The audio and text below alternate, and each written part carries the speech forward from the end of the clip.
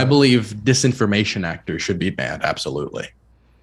What about the disinformation that Sargon's a white nationalist? Should people who say that be removed?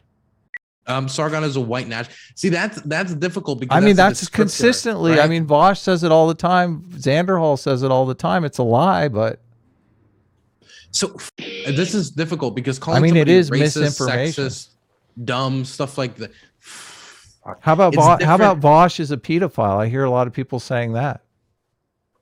I don't even know if I would hold it at that one either. So I guess for me, so that's the I'm bringing these up because you're saying you made a strong claim here. You said people should be deplatformed for spreading misinformation. There's a lot of fucking misinformation. Well, there's a lot of disinformation out there. What's up, Dylan? How you doing? Hey, how's it going? Good. Yeah. I brought you up on camera. You can't see me because my camera's going into OBS, but we can see you. No worries. I'm just trying to figure out. I like that. It looks like window capture. Looks like you're at what's the NORAD? You're not going to launch any. Yeah, what's behind you? Don't worry about it. Don't worry about it. You know, I'm in an undisclosed location. Don't worry about it. He's an underground bunker. He's got the Matrix running in the background. He's looking at the code of reality. This is where we've been keeping Coach Red Pill for all this time. Hilarious. Yeah, he has just been released, from he was captured by Nazis or whatever, and now he was captured by Nazis. Yes, he was captured. Do you know anything about that? Is there any details about that? We know nothing besides rumor and what he's told us. I'm going to be honest. Coach Red Pill is the last person I would trust on the issue of Coach Red Pill. I mean, that's fair. I think I'll agree with that completely. Is it wrong to say that he was more interesting when he was missing? He was much more interesting when he was missing. Immediately once he was discovered, I was like, I don't care anymore. He could have been in the CIA black site, and the amount of interest I have in the story is zero. Okay. It could have been Hillary herself, like having him in Guantanamo, and I no longer care. That's cool. Well, thanks for coming on. I think you reached out to Sitch because Sitch had done a debate on Ukraine and congratulated him on doing a good job. And we watched your debate on Ukraine where you did a debate with Destiny, and you covered a lot of this kind of the same points. So congratulations to you as well. I think the story, are you in Ukraine now? I think you said you were headed over there. I'm in Lublin, which is just like a few hours from the border. I just finished recording in Poland today. Next, I'm going to be moving into Ukraine in a week or two. Really? Wow. Yeah. That's kind of crazy. Yeah, that is. Where? Or can you say? Do you want to say where you're going? I can't say everything. But what I can say is that Lviv is definitely like going to be a spot. It's safe. I'm pretty comfortable saying I'm going to be in Lviv. I'm also hoping to go to Kiev, but that depends on safety. Right. And there's some other places I want to go, but I don't want to like give too many details. What are your plans there? Well, I'm shooting a documentary. And so we just got like 14 to 15 hours of footage in Poland. We just finished filming today. It was wonderful. The amount of interviews we were getting, the amount of information we were able to get, I'm very proud of it. And the plan is to just go into Ukraine and continue filming the documentary. We want to talk to a bunch of people. We've set up interviews. We have a fixer who's gonna get us like conversations with people from Kharkiv, people from Mariupol, people who have been under Russian occupation, who are going to talk about what is it like living under an occupying army. I want to go to certain. I can't give too much information about the Ukraine stuff for obvious reasons, but we have a lot of interviews lined up in Ukraine, and I also just want to like film. I want to film what it's like to be in Lviv right now, what it's like to be in Kiev, what we can show, because I obviously can't show everything. I'm not gonna like.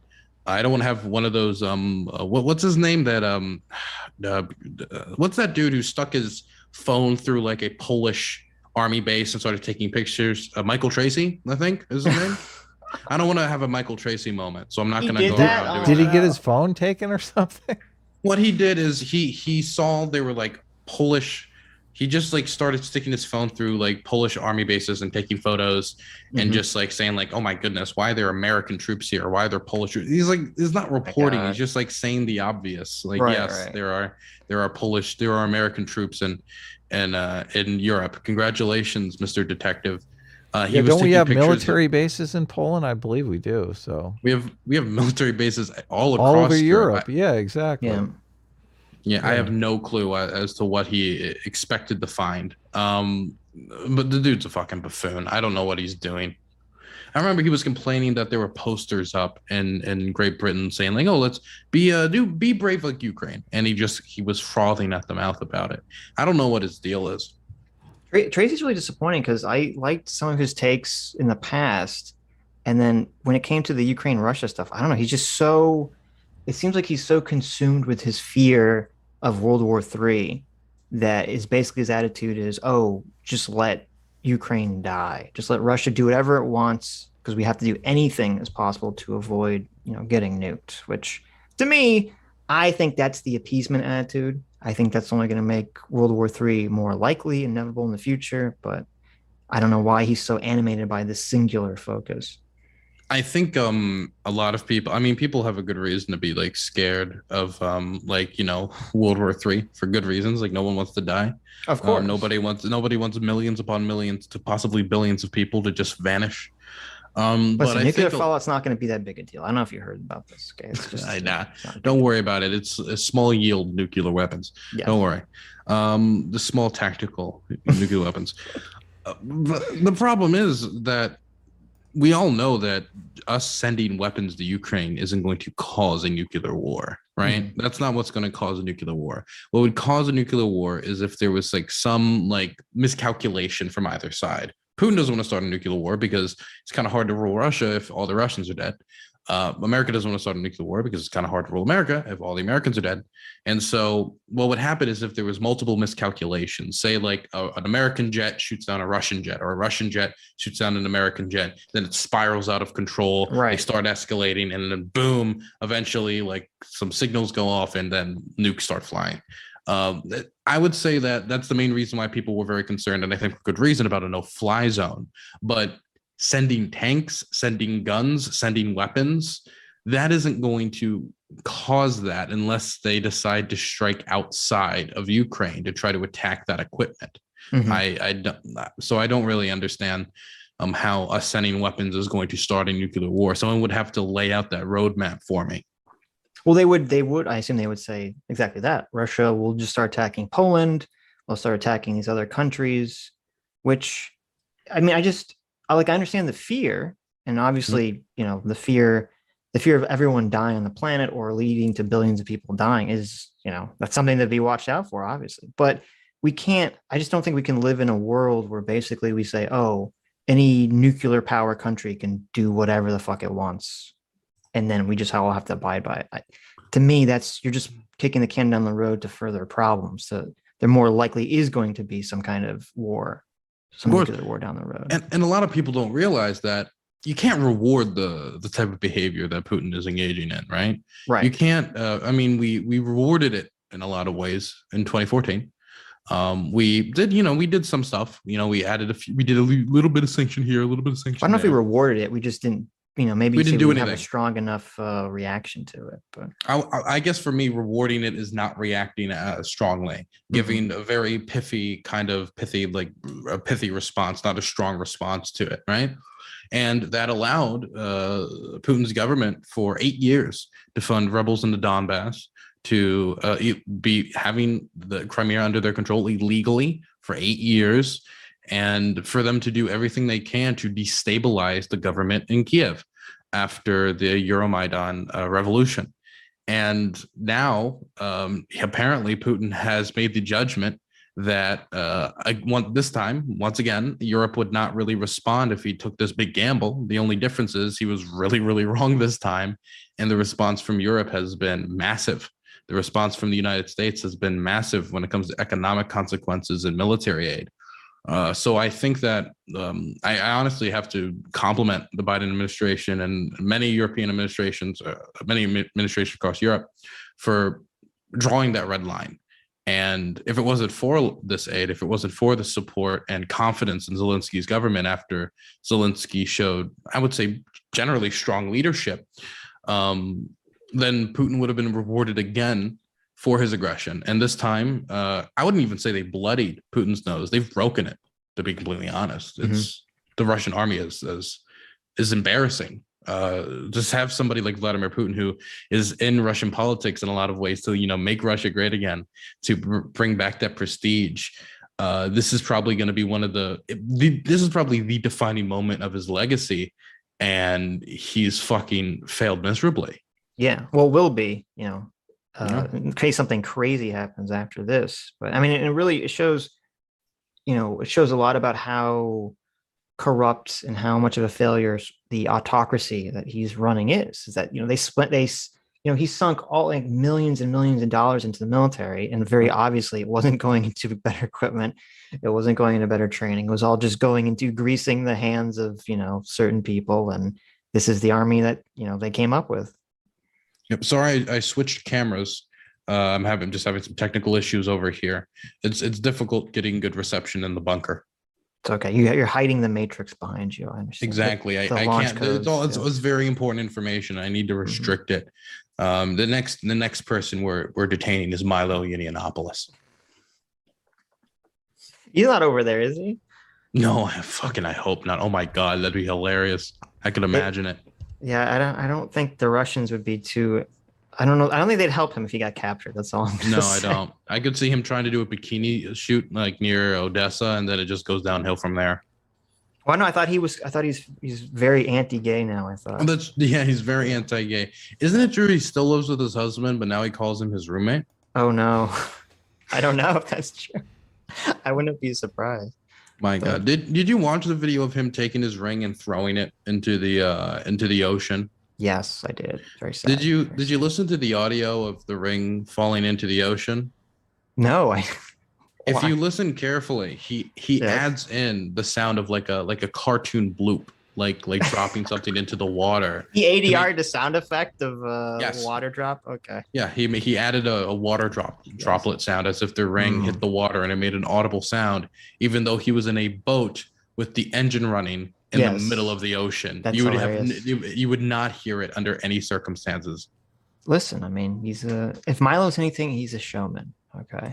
Very. I respect that part of him. That's the one thing I do respect about him. I love that. I love showmanship. You run a pretty tight ship on your Hippy Dippy podcast, I noticed. You're like, when I talk, shut the fuck up. I like that part. That's good. Thank you. You need to install the fear of your authority, Yes. I would say I am the Taliban of the debate world, that everyone lives in fear of me. You can't use Taliban. That's already been taken. Yeah, it's already been taken. Adam, you need to instill that fear in our guests. Okay. Yeah, I'm like the French police. I would say I'm like the French police. We don't pick ahead of time though who's going to be the good cop and bad cop. So it's kind of in flux until we just really be the get bad going. cop. I want to always be the good cop. I don't always want to be the bad cop though. No, that's part of our contract. So aside from Ukraine, is there any other topics you want to talk about? Dylan, I'm kind of interested because our audience claims that you're woke, and I don't know how woke you are, or if you would use that term, or if that term's derogatory. Just in interest of building bridges here. I think a lot of people think that we're basically like, I would say, anti-woke liberals. Mm-hmm. I guess it depends on like what exactly you're saying. Like if somebody asks me, like, do I like, are gay people okay? I mean, my answer is like, yeah, I am. It's a very low bar. Okay. Yeah. See, but is that wokeness though? Because we're cool with gay people too, but I think of wokeness as different than that. So, I work with Free State. I'm on the board of Free State, which is an LGBTQ plus advocacy group in Maryland. Mm-hmm. And so I was involved as well with many others on like killing the trans sports ban in Maryland. And like trying to get say something else. You said killing the trans. Yeah. Stop. Dylan. I was like, wait a minute. Please stop. and the Inclusive Schools Act. But I mean, I don't know. Some people call me woke, SJW, a cuck, as it were, you know.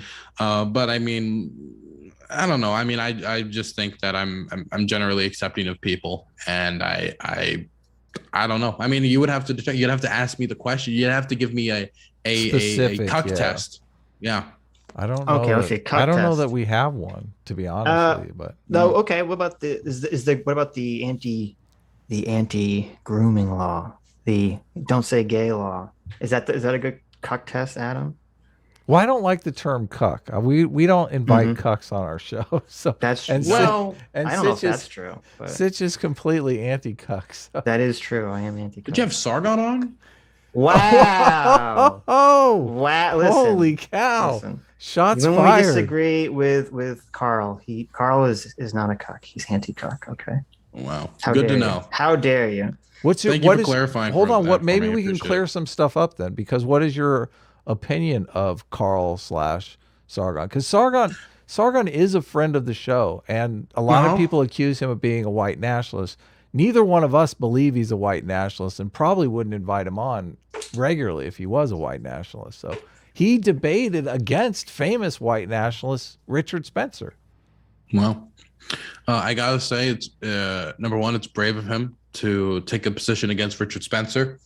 Bravo. But I mean, like, I hear the sarcasm. I can hear it. I will say this. Hold on a second here. So, are you on Richard Spencer's side, or I don't? It sounds like maybe you are. You caught me. You know what? I give up. You caught me. But it's actually interesting. Sargon's an interesting case because I'm probably one of the younger people in the space, so to speak. I'm 21. I just turned 21. Oh my God, you're a baby. Wow. Yeah. Okay. I started streaming when I was 18. Welcome. And Sargon, I was actually listening to Sargon stuff when I was like 14, 15. Because again, you're all old ancient people. You're all grandpas. Yes, to me. very much so. You guys look like to me how Joe Biden looks to everyone else. Oh right? no. Wonderful. But so I mean, like, back then, I mean, like, for me, like, listening to Sargon, you know, I just like, oh man, look at all these crazy SJWs. But then, you know, he jumped into this Nigel Farage stuff, and then it like UKIP, and then that. To me, like, that shit was silly, and I don't really respect it that much. I call it kind of a playground politics, is when you get involved in politics and you don't treat it seriously. It was like the issues he was bringing up to people about free speech. This is stuff people, I'm going to be honest, the issues he was talking, when I was looking at this footage of him talking to voters, I felt embarrassed for ever wanting to listen to him, because I was waiting for him to talk about, like, so here's a tax benefit policy, like here's like a child tax credit, here's a tax credit scheme I've cooked up, or here's this I've cooked up. And instead it was like, let me tell you about like free speech and censorship and SJWs. And it was like, what the fuck is this? You know, do you get what I'm trying to say? I understand what you're saying. He was too early. No one cared about the culture war back then. Like the public. For me, did. like, if you're going to get involved in politics, you need to treat politics seriously. I see so many people get involved in politics and they treat it like it's the online space. I think you would contest that, though. I think he did take it seriously to some extent.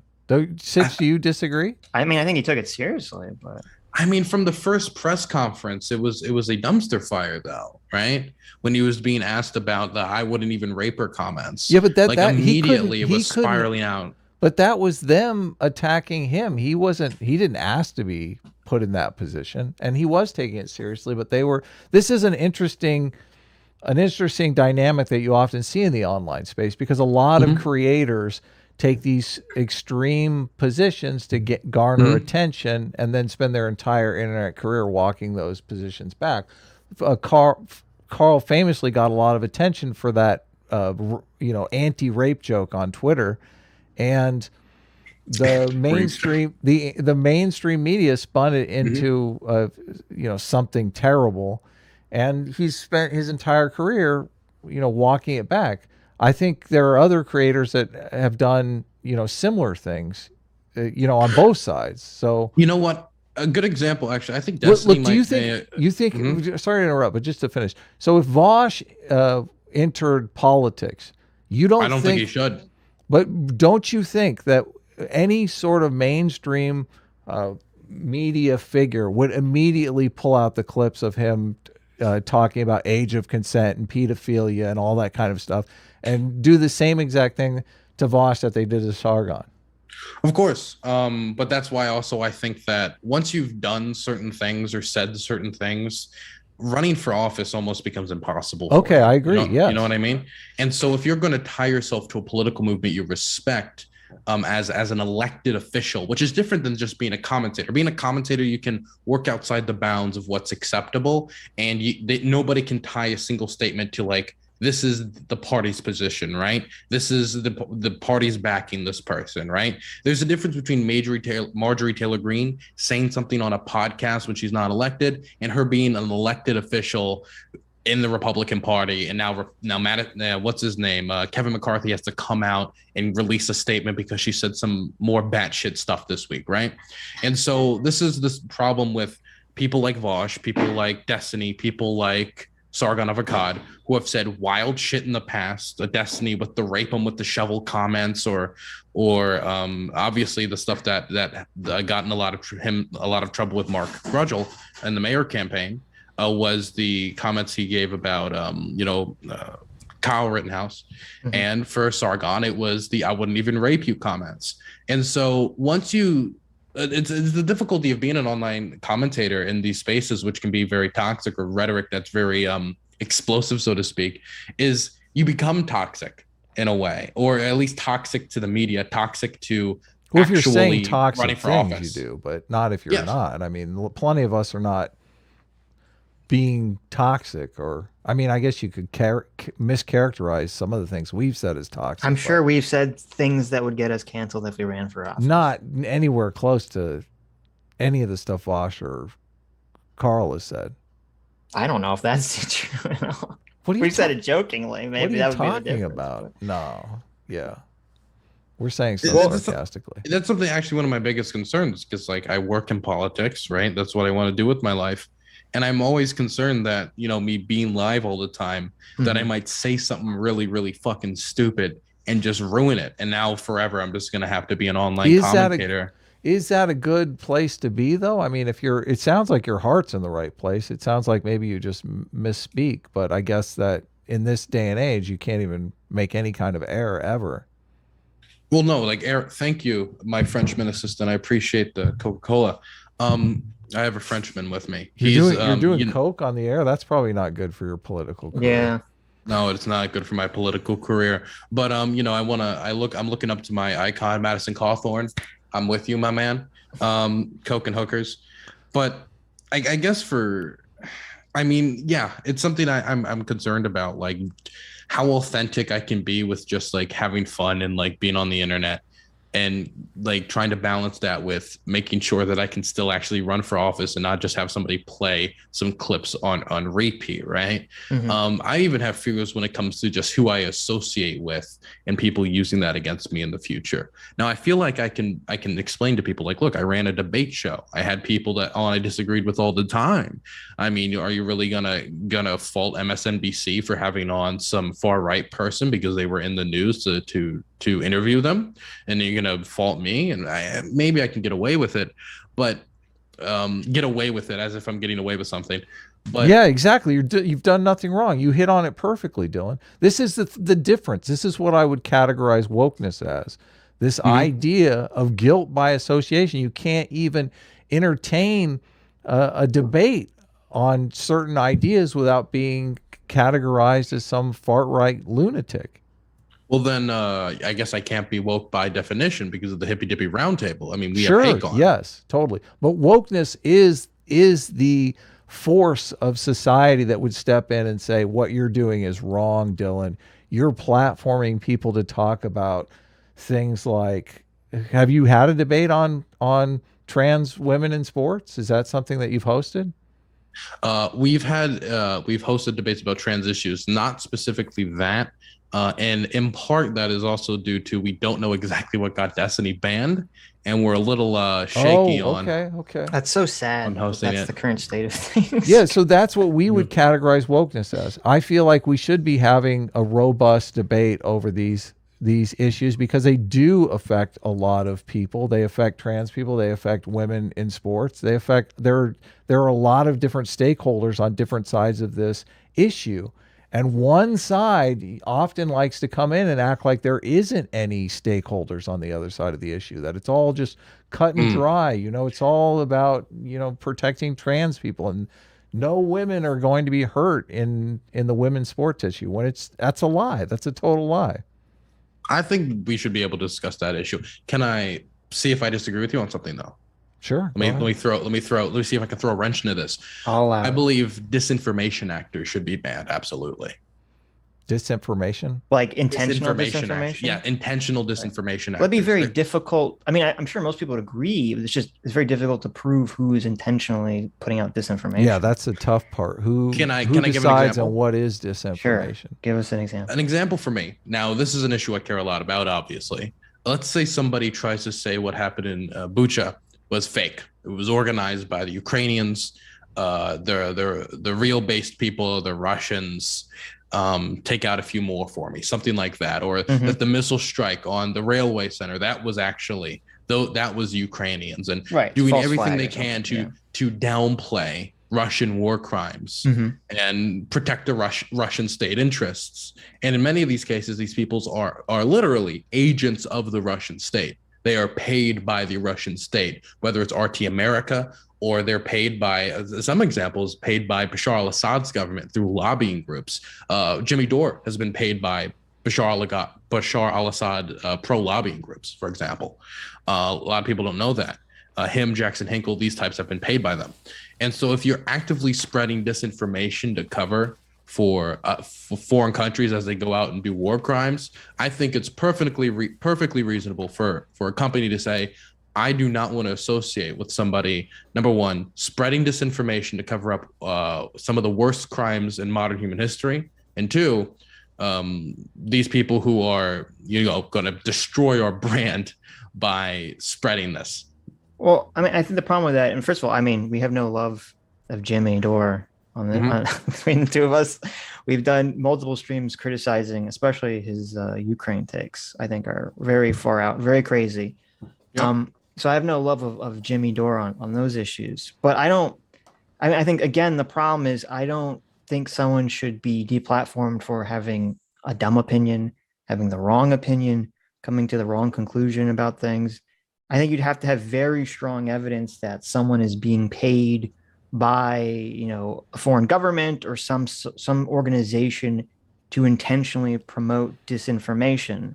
And the problem is I don't trust, in our current environment right now, where it definitely seems like the move is to ask people first and then ask questions later.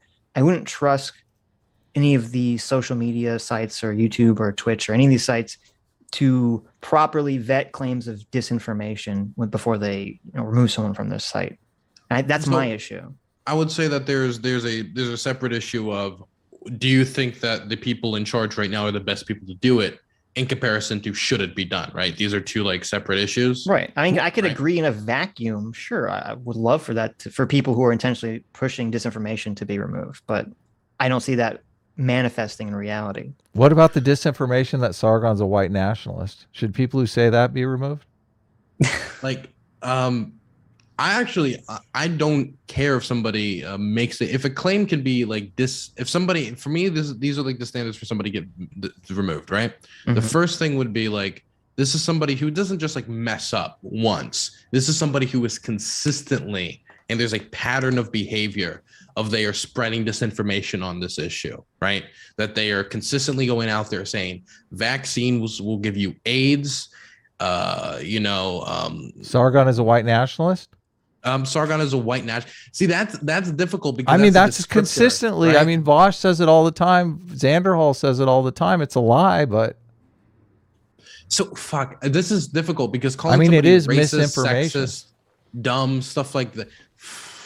How about Vosh is a pedophile? I hear a lot of people saying that. I don't even know if I would hold it up to that one either. Fuck. So I guess for me, So that's the. I'm bringing these up because you're saying you made a strong claim here. You said people should be deplatformed for spreading misinformation. There's a lot of fucking misinformation. Well, there's a lot of disinformation out there. Well, but I feel like you're kind of blurring the lines between misinformation and disinformation. Yeah. So my thing is you're saying that they believe my interest isn't somebody calling somebody sexist or racist or even a pedophile. So right? So you brought up my interest. Just let's separate out the disinformation from misinformation real quick here, because so it sounds like, Sitch, you're saying that misinformation is they believe that these things about these other creators that are untrue, but since they believe it, they're allowed to spread it. Well, let's if we move away from personal attacks, using Jimmy Dore as an example, I don't think I honestly do not think Jimmy Dore, is being paid knowingly by the Russians or someone to spread false information about Ukraine that he knows in his heart is untrue. I don't think that's what's happening. I think he's trusting. I think he has a bias towards believing anything the mainstream media says. I think he has a bias towards the American military. I think he has a bias towards America in general, and thus kind of looks at things through that lens and trusts people like Aaron Mata. You mean a bias against America? It sounds like you're saying a bias against America, right? A bias against America. And so he trusts sources that have the same biases that he has, and that leads him to these conclusions. But I wouldn't call that disinformation. The thing is with Jimmy, just like a lot of these people, is they have also taken checks from like organizations. Like, are you familiar with the Hiroshima Awards? But let's be clear. Do you believe, Dylan, that they wrote him a check and said, you're going to spread these lies for us, and there was like a quid pro quo going on? Because that's a very different claim. I believe that due to the claims he was spreading, right, he gets rewarded for it. He gets rewarded by lobbying groups because he spreads this type of misinformation. Right, but that's he could be a useful idiot. Yeah, a useful idiot. Yeah, and they reward him for being their useful idiot. Sure, yeah. Right. I think that's the way most of this goes on, is that, like, I think with most of this stuff, they find people that kind of have these personality types or who kind of are good at spreading information that's already in their direction, and then they fund them after the fact. But I'm not sure I would call that disinformation, and I wouldn't feel comfortable with those people being deplatformed. I guess for me, it's mostly like, if somebody can show me a pattern of behavior of somebody lying about things that can be factually disproven, right? I would be fine with them being banned, suspended, or penalized in some way for them to stop doing that in the future, especially if that stuff is creating harm, right? Like when it comes to the covering up of war crimes, like there's an obvious harm there. A great example would be, have you seen the polling data in comparison for young people and older people when it comes to their views on the conflict in Ukraine? No. What's it say? So for older people in the United States, like 80 to 90% of people in their like 50s and 60s and 70s support Ukraine. You get down to younger people and it gets down to just 50%. It's a drop of like 40%. And the reason seems to be that it's because a lot of these people get their news from social media, which is a lot easier to spread misinformation on. There's less filters for social media. If something gets shared on TikTok, there isn't like somebody to really stop this from like and check, and like 20 people that checks before it goes out into a newsroom to check that this wasn't just complete bullshit, even though mainstream media also can fuck up and spread information that's not true, but just not at a similar rate. And that affects generations who are not getting news the same way that older people have when they approach more traditional news outlets, right? And so if you run a social media company and you see that your platform is being used by bad actors, right, to specifically spread misinformation, and it's having a statistical impact on how people view the world, a significant statistical impact, a 40% jump in whether you support or don't support Ukraine, I would understand why companies would jump in. I mean, how do you know that it's social media and not some other factor, though? I mean, young people could be against the war because they're worried they're going to get drafted and have to go fight over there.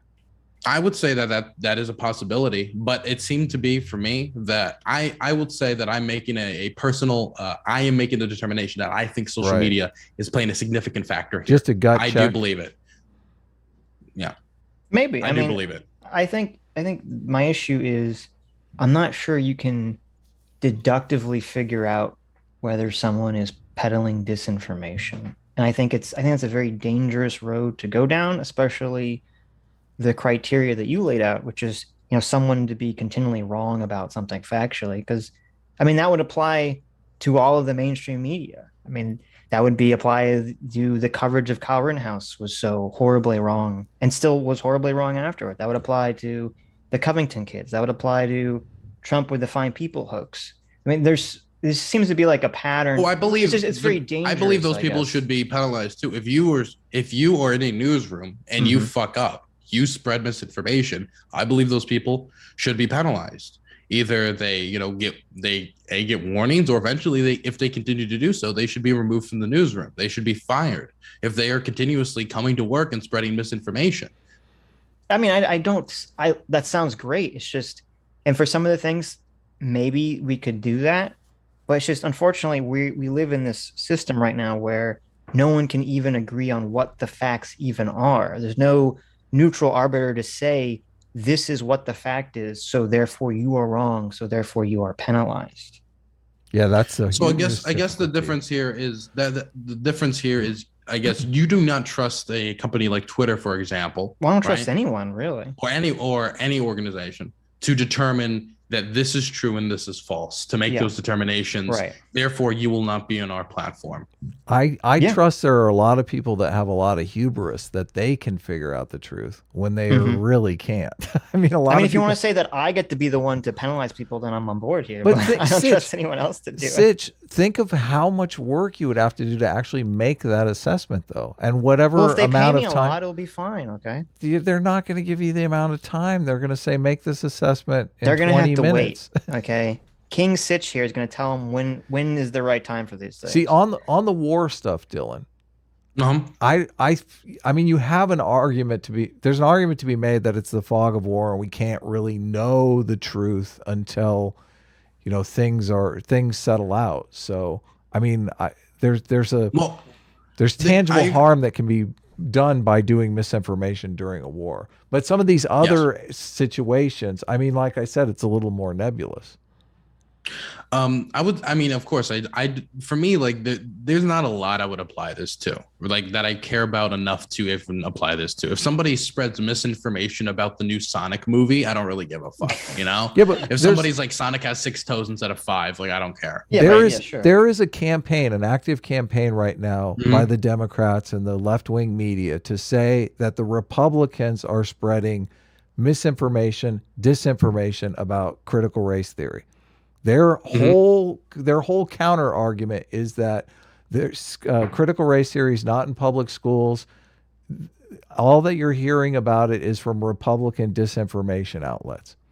So they fundamentally believe that everything being said about critical race theory is just misinformation, disinformation. Where do we go? So now all the people who are talking about and debating critical race theory are banned because who's going to make that determination, especially?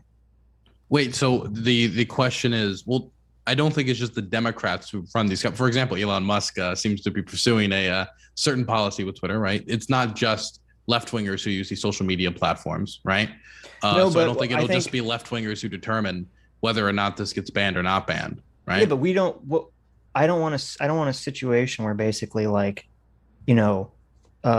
certain platforms become, a left-wing person decides what is true, and certain platforms a right-wing person decides what is true. Good.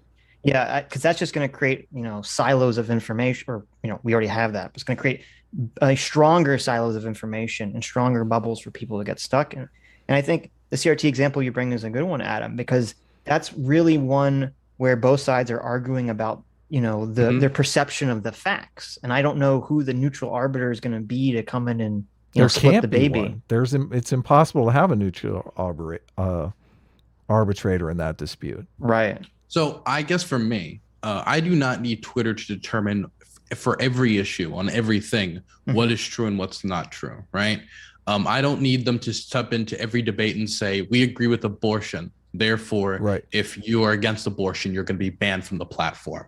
There are issues that have ideological disagreements and like economic factor. Like I believe the economic theory is this, and there's evidence on like this side for this and this side for this, and then there's like room for debate. I think there's certain issues though where the evidence is so clear, like when it comes to war crimes, the Holocaust, like the idea that like I don't know, like vaccines don't work, like these types of things that can cause tangible harm, that I think it is perfectly morally permissible for companies to say, we are not going to assist those who are using our platform to spread state-sponsored propaganda, because the states do get involved to back a lot of this stuff in many instances.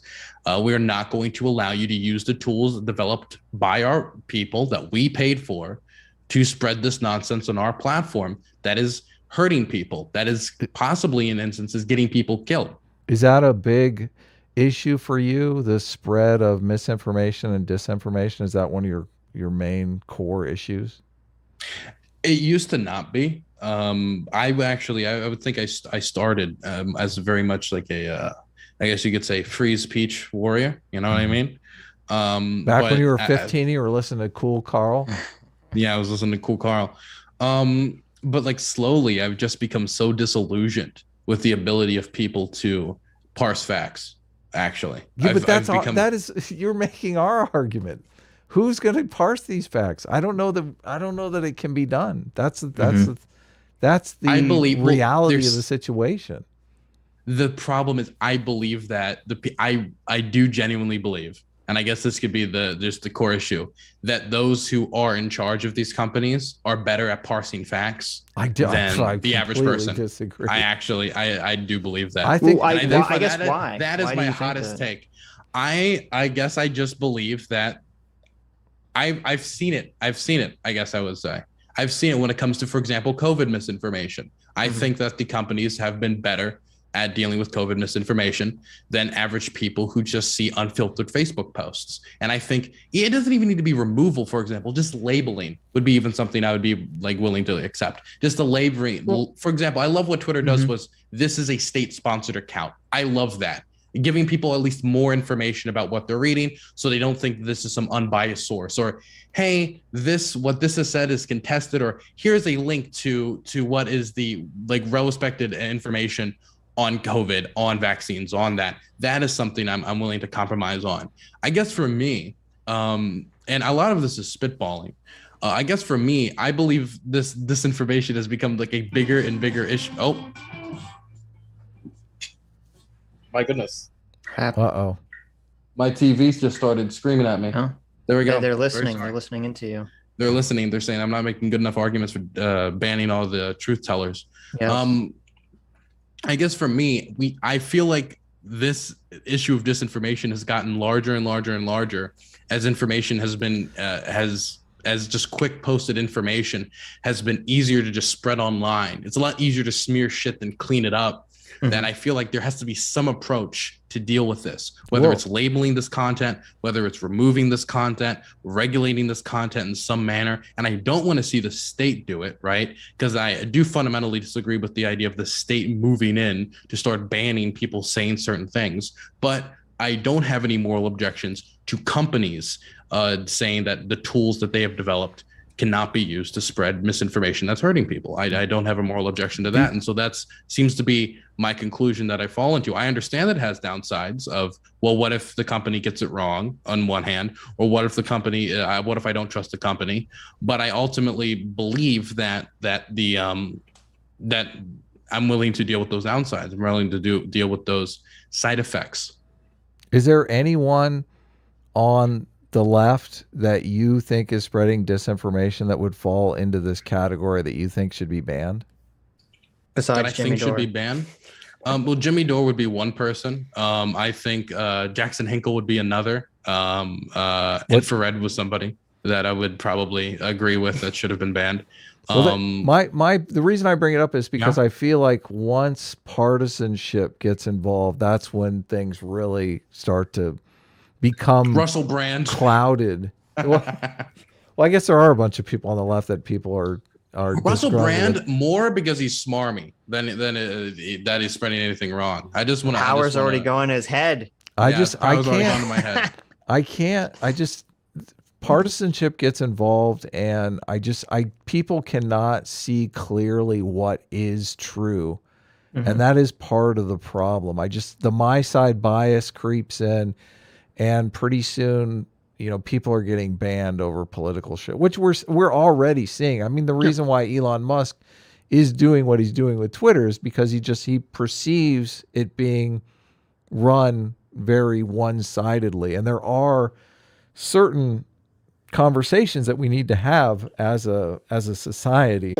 I think will with say the that COVID stuff is that like it's easy for Twitter or Facebook to be right about things that happen to align up with whatever the institutional or mainstream narrative is, because that's the position they're always going to take, especially as you're laying out. If they're primarily concerned about their profit motive as a private business, they're always going to take the safe position. And the issue arises is, well, when the truth falls outside of whatever is the mainstream narrative or the institutional narrative, that's when we get into the problem areas. And like right now, and I guess the issue is that like right now you could be happy because the institutional narrative is more aligned with your worldview, but there's no guarantee it's going to maintain that. In 10 years from now, we could live in a completely different world. Well, then I'll ride high now, right? Then you'll be doomed because you've given man, your I'll be young enemies the forever. tools. I'll be young forever.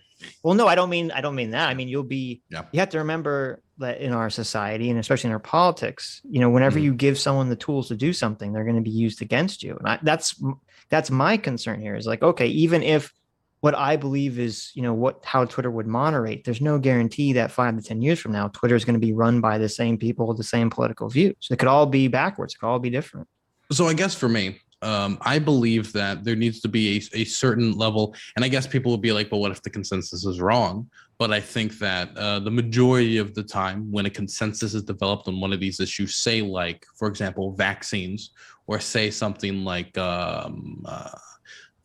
what the war crimes or the Holocaust or things like this, that once these consensus is developed, either by historians or by scientists, that these tend to follow a certain pattern. There can be deviations and there can be more information that's get updated. But I'm only going to care about these things if they have a tangible impact on the world that is significant and can cause harm. If they're not, and they don't end up being true, right? Sure, yeah, we don't have to talk about like Sonic movies because we're fine with that. But yeah, and that's why like I don't really care if somebody calls another content creator a racist or somebody calls another content creator a pedophile. Now, somebody could make the argument to me, well, Dylan, what if these statements about other content creators start leading to hate crimes or something? Like, let's say that people calling Vosh a pedophile leads to people trying to kill Vosh. Then I think then maybe at that point there's a conversation to be had. But I think it's what I'm talking about is a little bit more tangible than name calling of a certain person, because having an institution having to look into name calling of specific people, right? And whether that's disinformation in comparison to a scientific consensus that has been built about an issue, a public health issue, a public health crisis. I think these are like two totally separate things. And obviously one can get a lot more attention and you have a lot more available public research into it that can be assessed than the first one, which, I mean, you can't really know until you look at the hard drives, Well, but even with COVID, like, I thought Twitter and Facebook were at first anyway, they were trying to prevent people and banning people for saying that COVID might have been a lab leak, which everyone kind of changes their opinion on a year later. I know that there was a lot of institutions that all came out during the Black Lives Matter summer protest. And they were all trying to make this crazy argument that, even though a month ago everyone was complaining that the anti-lockdown protests were going to spread COVID, that somehow the Black Lives Matter protests, which were far larger, weren't going to spread COVID. So even with COVID, I don't feel comfortable giving these tools over to these companies to make these decisions. They have shown time and time. I mean, I'm sympathetic to what you're saying, and I wish we did have the neutral arbiter, but it just seems time and time and time again, they keep fucking up. They fuck up. I mean, what would you want to see in a neutral arbiter? Well, I would want to see something that's not possible, which would be someone I would trust to make a decision what you're saying devoid of politics. There's no standard that could be made. No, there are standards that could be made. I could show you a system that gets a batting average of 9 out of 10, right? Which would be, I guess, for me, that's good enough, right? Because if you could show, well, we have to show me that system, because I don't think that exists right now. I mean, you don't think that there is a system that could? Well, and you can't a 9 out of 10 on fake news. No, I don't think that. You can't compare situations like Holocaust denial too, which is we have tons of information on that we built up over right. tens of decades. Yeah, right. Versus COVID, which is happening in real time, where the data is coming out. We have a week of data that we're interpreting. I mean, it's a completely different. It's a night and day type situation. Sitch, we've got a bunch of super chats, and I think. I can that are aimed at Dylan. I don't know how long Dylan plans on staying. Right. So. Oh boy. How much time do you have, Dylan? I can go for a while. I have a 6-hour show usually. Our audience is pretty good natured, so I don't think any of these are like. I think for me and for a lot of our audience, like even though it's not anything as severe as COVID or the Ukraine war, that we look at the Kyle Rittenhouse situation where from day one you had video that very clearly showed the situation to anyone I think that was looking at it without partisan eyes.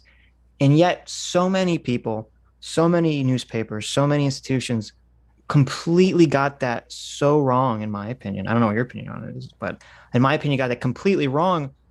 And they had video. You could literally just see what happened. So how can I trust when you can literally see a video of the event happen and people come to wildly wrong conclusions? How can I trust them with anything else? Yeah, you should ask Dylan what his take is on Kyle Rittenhouse first, because he might be get me in trouble. What is it? What's my opinion? Yeah, Dylan, did you debate the Kyle Rittenhouse thing? I did not debate the Kyle Rittenhouse. You stayed away. You were like, I'm sure you had people on your stream. You were smart, Dylan. You were like, yeah, I had other people on my show debate it. You're like, everyone on my side is crazy about Kyle Rittenhouse, right. So I'm just keep my mouth shut. I'm keeping my mouth shut. Is that what happened? Am I close? Look, I mean, I guess my thing is I don't want to get you in trouble or anything, but it sounds. I have a rule, and it's and again, I care. Fuck, I don't know why this has become about. Let's hear the rule. The thing, I guess, this has become about disinformation again. When a police shooting happens, or any shooting, or any like mass event, I don't want to do like live. We're going to look at every single Twitter update. We're going to look at every single update about the situation, and we're just going to like mega dissect it. But the trial happened 2 years later. I mean, you had to have an opinion when the. Well, let me finish. Okay. So when immediately everybody had a reaction to it, I didn't say anything, and I waited and then waited until the trial was about up. And then I talked about the trial, and I said, there is basically zero reason you could really give for putting this person behind bars under current law. And that is my position. Right. It doesn't make any sense. Very careful, but good. I know. I am very careful. Of course I'm being careful. Dude, if you don't want to talk. Are you kidding me? Yeah, I know. You're worried about. Well, you think I'm going to take out a red hat, put it on, take out an AR-15 right now? You think I'm going to do that? The Polish authorities are going to kick down the door. Well, but I mean, even like the thing that led to the Kyle Rittenhouse situation, which was the Jacob Blake shooting, like even that one turned out to be totally justified, and it's just the narrative around it when these happen. And as you said, like if we're going to have Facebook or Twitter, try to arbitrate this stuff, they're going to have to do it in the moment. They can't wait a year or two later, when there's a trial to get to the bottom of all this stuff. And I don't trust the people who are involved with these organizations have shown me that they're not trustworthy, and they can't act neutrally and without political bias. Yeah. You know what pisses me off? I'm trying. The Philando Castile shooting is probably the shooting that is the most like blatant, like what happened from like point A to point B, and it's something that I don't hear a lot about. And I think that all the organizations that I thought were gonna like maybe possibly stand up when it comes to gun rights and stuff like that. They didn't say anything. They didn't do anything. Or if they did say anything, like the NRA statement on it was piffy fucking bullshit. And what I don't like is when an event happens and there's events like the Philando Castile shooting, which is just blatant point A, point B, police brutality. That man should be alive, right? He has a right to the Second Amendment, just like everybody else does. And then when shootings happen, due to the tension on these issues, conclusions are jumped to so fast before all the information is made available, then people, due to their political leanings, are going to either be debating in favor of the cop or in favor of the shooting victim before any of the information is out, because what happens there is going to benefit or hurt their political side. And so you need to make the best argument in favor or against them, when in these instances, what is most important should be justice and making sure that innocent people don't go behind bars, and that people who are guilty of things like police brutality do go behind bars. And so that's why I always stay quiet until I have all the information. And I have the same principle for things that even don't involve police shootings, I guess the Kyle Rittenhouse thing did by proxy, but it wasn't a police shooting. The Kyle Rittenhouse situation was an example of that. Yeah, no, I mean, I agree completely. I don't know if you're familiar with Jonathan Haidt. He's kind of our boy, and he's a social psychologist that talks a lot about this stuff. And I don't know if we're going to go through the whole elephant rider metaphor, but you can if you want. I mean, are you familiar with Jonathan Haidt at all, Dylan? Say that again? Jonathan Haidt, are you familiar with him at all and his work? No, I know Jonathan is short. Okay, Adam, do you want to give Dylan the? No, you go. You go ahead. You're doing great. That's Adam's just being lazy. He doesn't want to do it. Well, no, I mean, so Jonathan Haidt kind of talks about this metaphor for how we come to conclusions the way that we think, which is that generally we conceptualize ourselves as these logical, reasonable beings that are making decisions based on logic and reason. And that's not really, and this is kind of what you're talking about, that's not really the way any of this works. Basically, he has this metaphor that basically your thought process is an elephant and a rider. And the elephant, the beast, this giant thing that kind of really controls where you go, is your emotions, it's your moral intuitions, it's all these sort of unconscious processes that you don't really have control over. And the rider, the little guy at the top, that's where all your logic and your human brain element comes in. And the rider can, your logic and all that good stuff, it can kind of guide the elephant maybe in certain directions, but usually it's the elephant that kind of goes where it goes, and the rider is sort of after the fact of justifying the direction that the elephant is going. Yeah, post hoc rationalization. They say, I'm sure they're saying that on the Hippy Dippy podcast right and left now. I hear it 7 times a day. Right. And that's kind of what you're alluding to, is like, yeah, people, they see the police shooting, they see the event. Everyone has their instantaneous emotional reaction to something depending on what team they're on. If you're on the left team, you're like, oh, police bad. If you're on the right team, you're like, oh, police good. And then people aren't necessarily, looking to see what is true. They're looking to see what is going to validate their worldview, what is going to validate their elephant.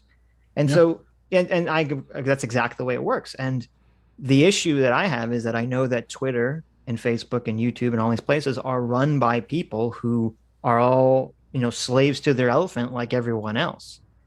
And so that's why I don't trust them to make these sort of content moderating decisions at all. I would agree with you about this Jonathan Haidt fellow, okay? Not knowing anything else, okay? You like him. He's very based. I would like him. I'm not going to find out he was like a member of the Taliban or something. No, he's very left wing.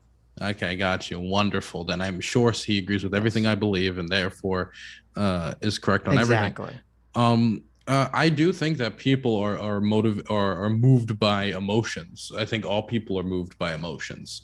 And I guess for me, people are going to be moved by emotions whether we like it or not, right? That's just going to happen. Of course. And so the most important thing is to give people factual, correct, and many times filtered, to some degree, filtered information. And so if you're yes, I'm using danger words. I'm sorry. Filtered information. So you're giving that logical little rider the best tools they could possibly have. I mean, I You agree. gotta in give principle, you want to it's give just- you want to give the beast good wheat, right? Good wheat from Belarus. good. Yes, sure. I mean, I agree in principle. The problem is, it's just the Yeah, people what's making the those decisions. filter? Yeah, the person the that's filter? making the Yeah. filter is an That- elephant. They're not a writer. Let me be so- clear. This isn't a position I've completely even hammered out. It's something I spitball all the time. I don't know exactly what the filter should be. I just know that I believe there should be some sort of filter. Okay, Well, fair enough. They filtered out the Hunter Biden story. I don't know how you feel about that. And I liked it because it helped us. There you go. Okay, well, at least he's honest about it. Mhm. Yeah, I was Okay. curious too, just in the context of this, and then we'll read some super chats. But what do you do when your team comes to the wrong conclusion? When your team is following their elephants and they all come to the wrong conclusion about a certain story? It sounded like a little bit on the Kyle Rittenhouse. And we've accused Jimmy Dore of doing this too. Your inclination is just to like not say anything. We ended up in a similar situation with the Russia-Ukraine thing, and we spoke up. We were like, "Fuck this." We think this is the correct read on it, even though a lot of our audience was against us on that. Mm-hmm. So I think that sometimes I believe, and this is the most honest you'll get me, that there'll be scenarios where I'm looking at how people are talking about an issue and I'm just, it's not fucking worth it. You know what I mean? It's just not worth it. I don't want to have to deal with this for the next week. It's not as important enough about an issue, right? It's like, and what I'm talking about are issues maybe more like somebody does something toxic on the internet or something not important, like some dumb drama. And I'm like, I have an opinion on it, it's different than everybody else's, but I don't care enough, right? To like have this be my show for the next week, right? Sure. But if it's like now the Kyle Rittenhouse thing, I will say it was convenient that I got to stay quiet, but I think it was also important that I stayed quiet because I wanted to wait until I had all the available information. Right. And I will say that's that good is in what I any have done situation, about so. every shooting, about everything. I try to have that standard. And so it wasn't a situation where I'm keeping my mouth shut because it was convenient, but boy, was it convenient. But I think that I needed to wait until I had all the available information. But I do think it is important that if your side gets out of line and you think they're doing something or saying something stupid, you correct it. One example of that for me, I guess, would be I've gotten in a lot of yelling back and forth matches with people on things about Taiwan, for example. I'm extremely supportive of Taiwan, and me trying to explain to people why sending weapons to a country is the correct thing to do in a room full of left-wingers can be a problem. It can be an issue because people, that calculus isn't made in their head. It's hard for them to understand that. Or me yelling at people like, look, Bashar al-Assad was a butcher and we cannot like sugarcoat that. And so having conversations about that I think was important for me. I made up, oh my God, I've had so many yelling matches with people over Taiwan. I had one with Jackson Hinkle. It's one of my favorites. The Taiwan thing's interesting, but just back on the wokeness thing, because we're kind of honing in on a definition of wokeness here. We had originally asked you, like, we brought up the topic, but obviously wokeness is a contested concept, and I don't necessarily, like, a lot of people think different things when you say wokeness, but we are kind of zeroing in on something here where we consider ourselves on the left. We have a lot of right-wing people in our audience because we try not to strawman the right-wing position. Obviously, we mess up from time to time. But I would categorize wokeness as kind of this idea that there are a lot of authoritarian type personalities on the left that force you to censor yourself. And we get in a situation, I don't know if you've heard the term preference falsification, but it could be a situation where the majority of the people on the left actually agree with you, Dylan, but they're in the same exact position. They're like, I don't really feel this is worth opening my mouth over. I'm just going to get a bunch of flack for it. So then the okay, to be clear, I said that about like a dumb streamer drama, right. But you can't tell me, you don't necessarily know if it's a small minority, a small vocal minority that's really driving the ship over there, and really the majority of the people on the left agree with you, agree with Sitch and I. We're saying something, but you're not. So, I'm sure there are other people who think the exact same thing. This is not worth it. I don't care enough about Kyle Rittenhouse to open my mouth over this situation. So that when we're talking about wokeness, we're talking about this problem where in a democratic society, democracy works because everybody has a voice. As soon as people start self-censoring themselves, they don't have that voice. And we aren't getting true information about what people believe.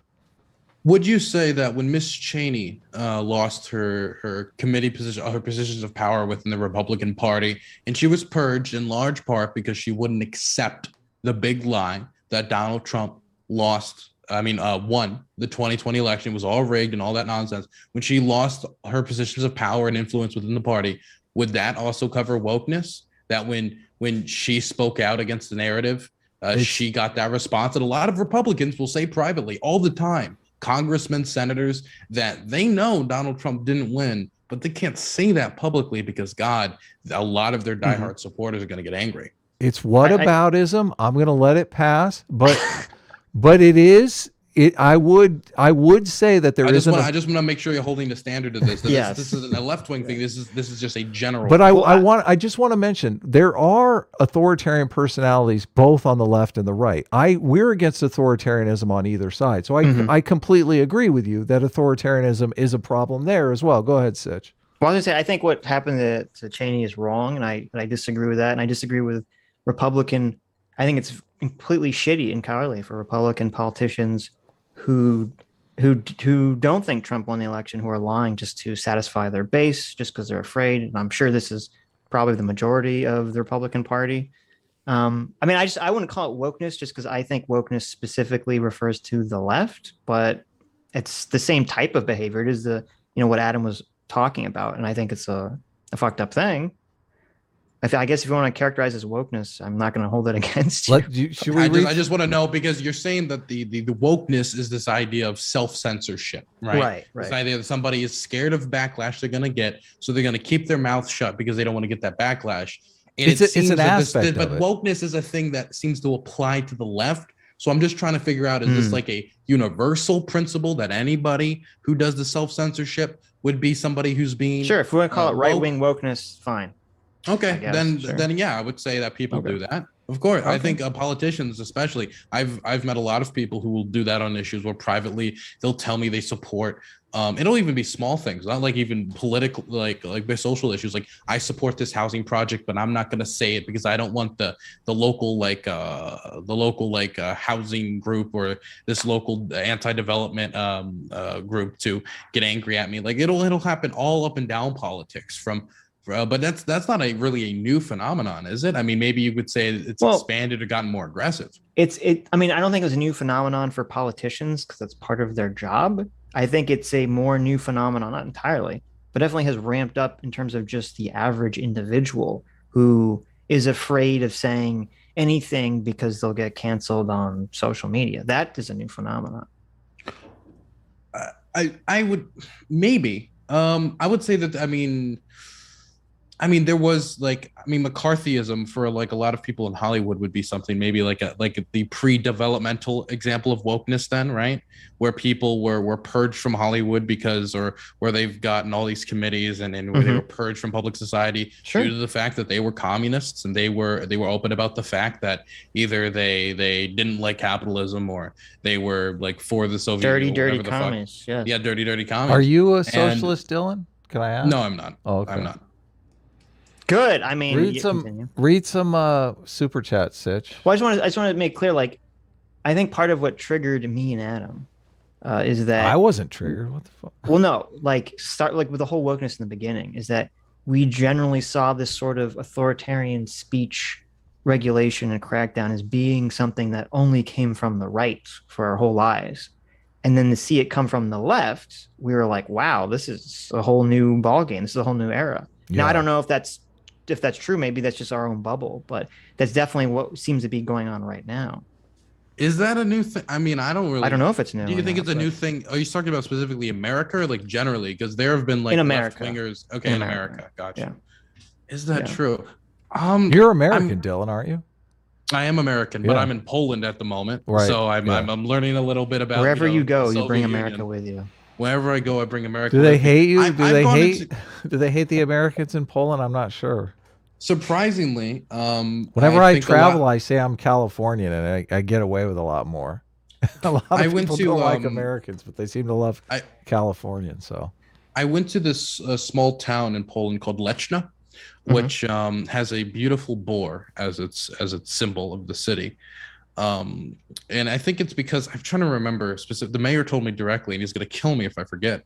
That Uh-oh. it's because they have like a piggy, literally a river that's called like Piggy River. I'd have to go back and look at the footage, but I remember talking to I don't want to embarrass them, but somebody around there, and afterwards they talked to my translator in private, and they said that this was their first ever interaction with an American, Hmm. and that they were expecting something totally different.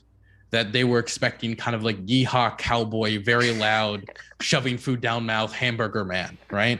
And I only met half of those traits, so I broke some stereotypes. There you go. How old was this person that thought this? Probably 55. Oh, okay. So it's like an old guy. You should put Old on a woman. cowboy hat and talk with a southern accent, honestly. I would. But I really. I've That thought would about be it. I've thought about just hilarious. leaning in. I've thought about leaning in a bit. I should do that specifically in Ukraine. I should how do in that favor are specifically you in of Ukraine. America coming to liberate your country? Why don't we make Ukraine 51st state? How about? Why not? Yes. Do it. Okay, let me look at some super chats. we got a super chat from JMac for $100. We did, and Yeah. I'll get to that. Robot Menace for $5 says it's super cool to see Dylan on the stream. That started me watching political content. Well, there you go. Wow, it's lovely to hear. I'm very Okay, sorry good. for bringing you into this hellscape. Or no, is he saying that you did or that we brought him watching political? I don't know. Whatever. I'm going to take credit. Okay, I'm gonna take credit. This has been a good conversation though, Dylan. I do thank you for coming on. So Yes. Absolutely. That's the thing. I remember I was listening to chat, so I was like, "Don't let them push you around." Like, what the fuck do you mean push me your around? chat, Just talking to them. are you streaming at the same time? I don't. A lot of times, Of course people I do. Okay, Of good, course I do. good for you. No, I Yeah. hope we weren't pushing you around. But, No, you're allowed to push me around. okay. Be rough. Good.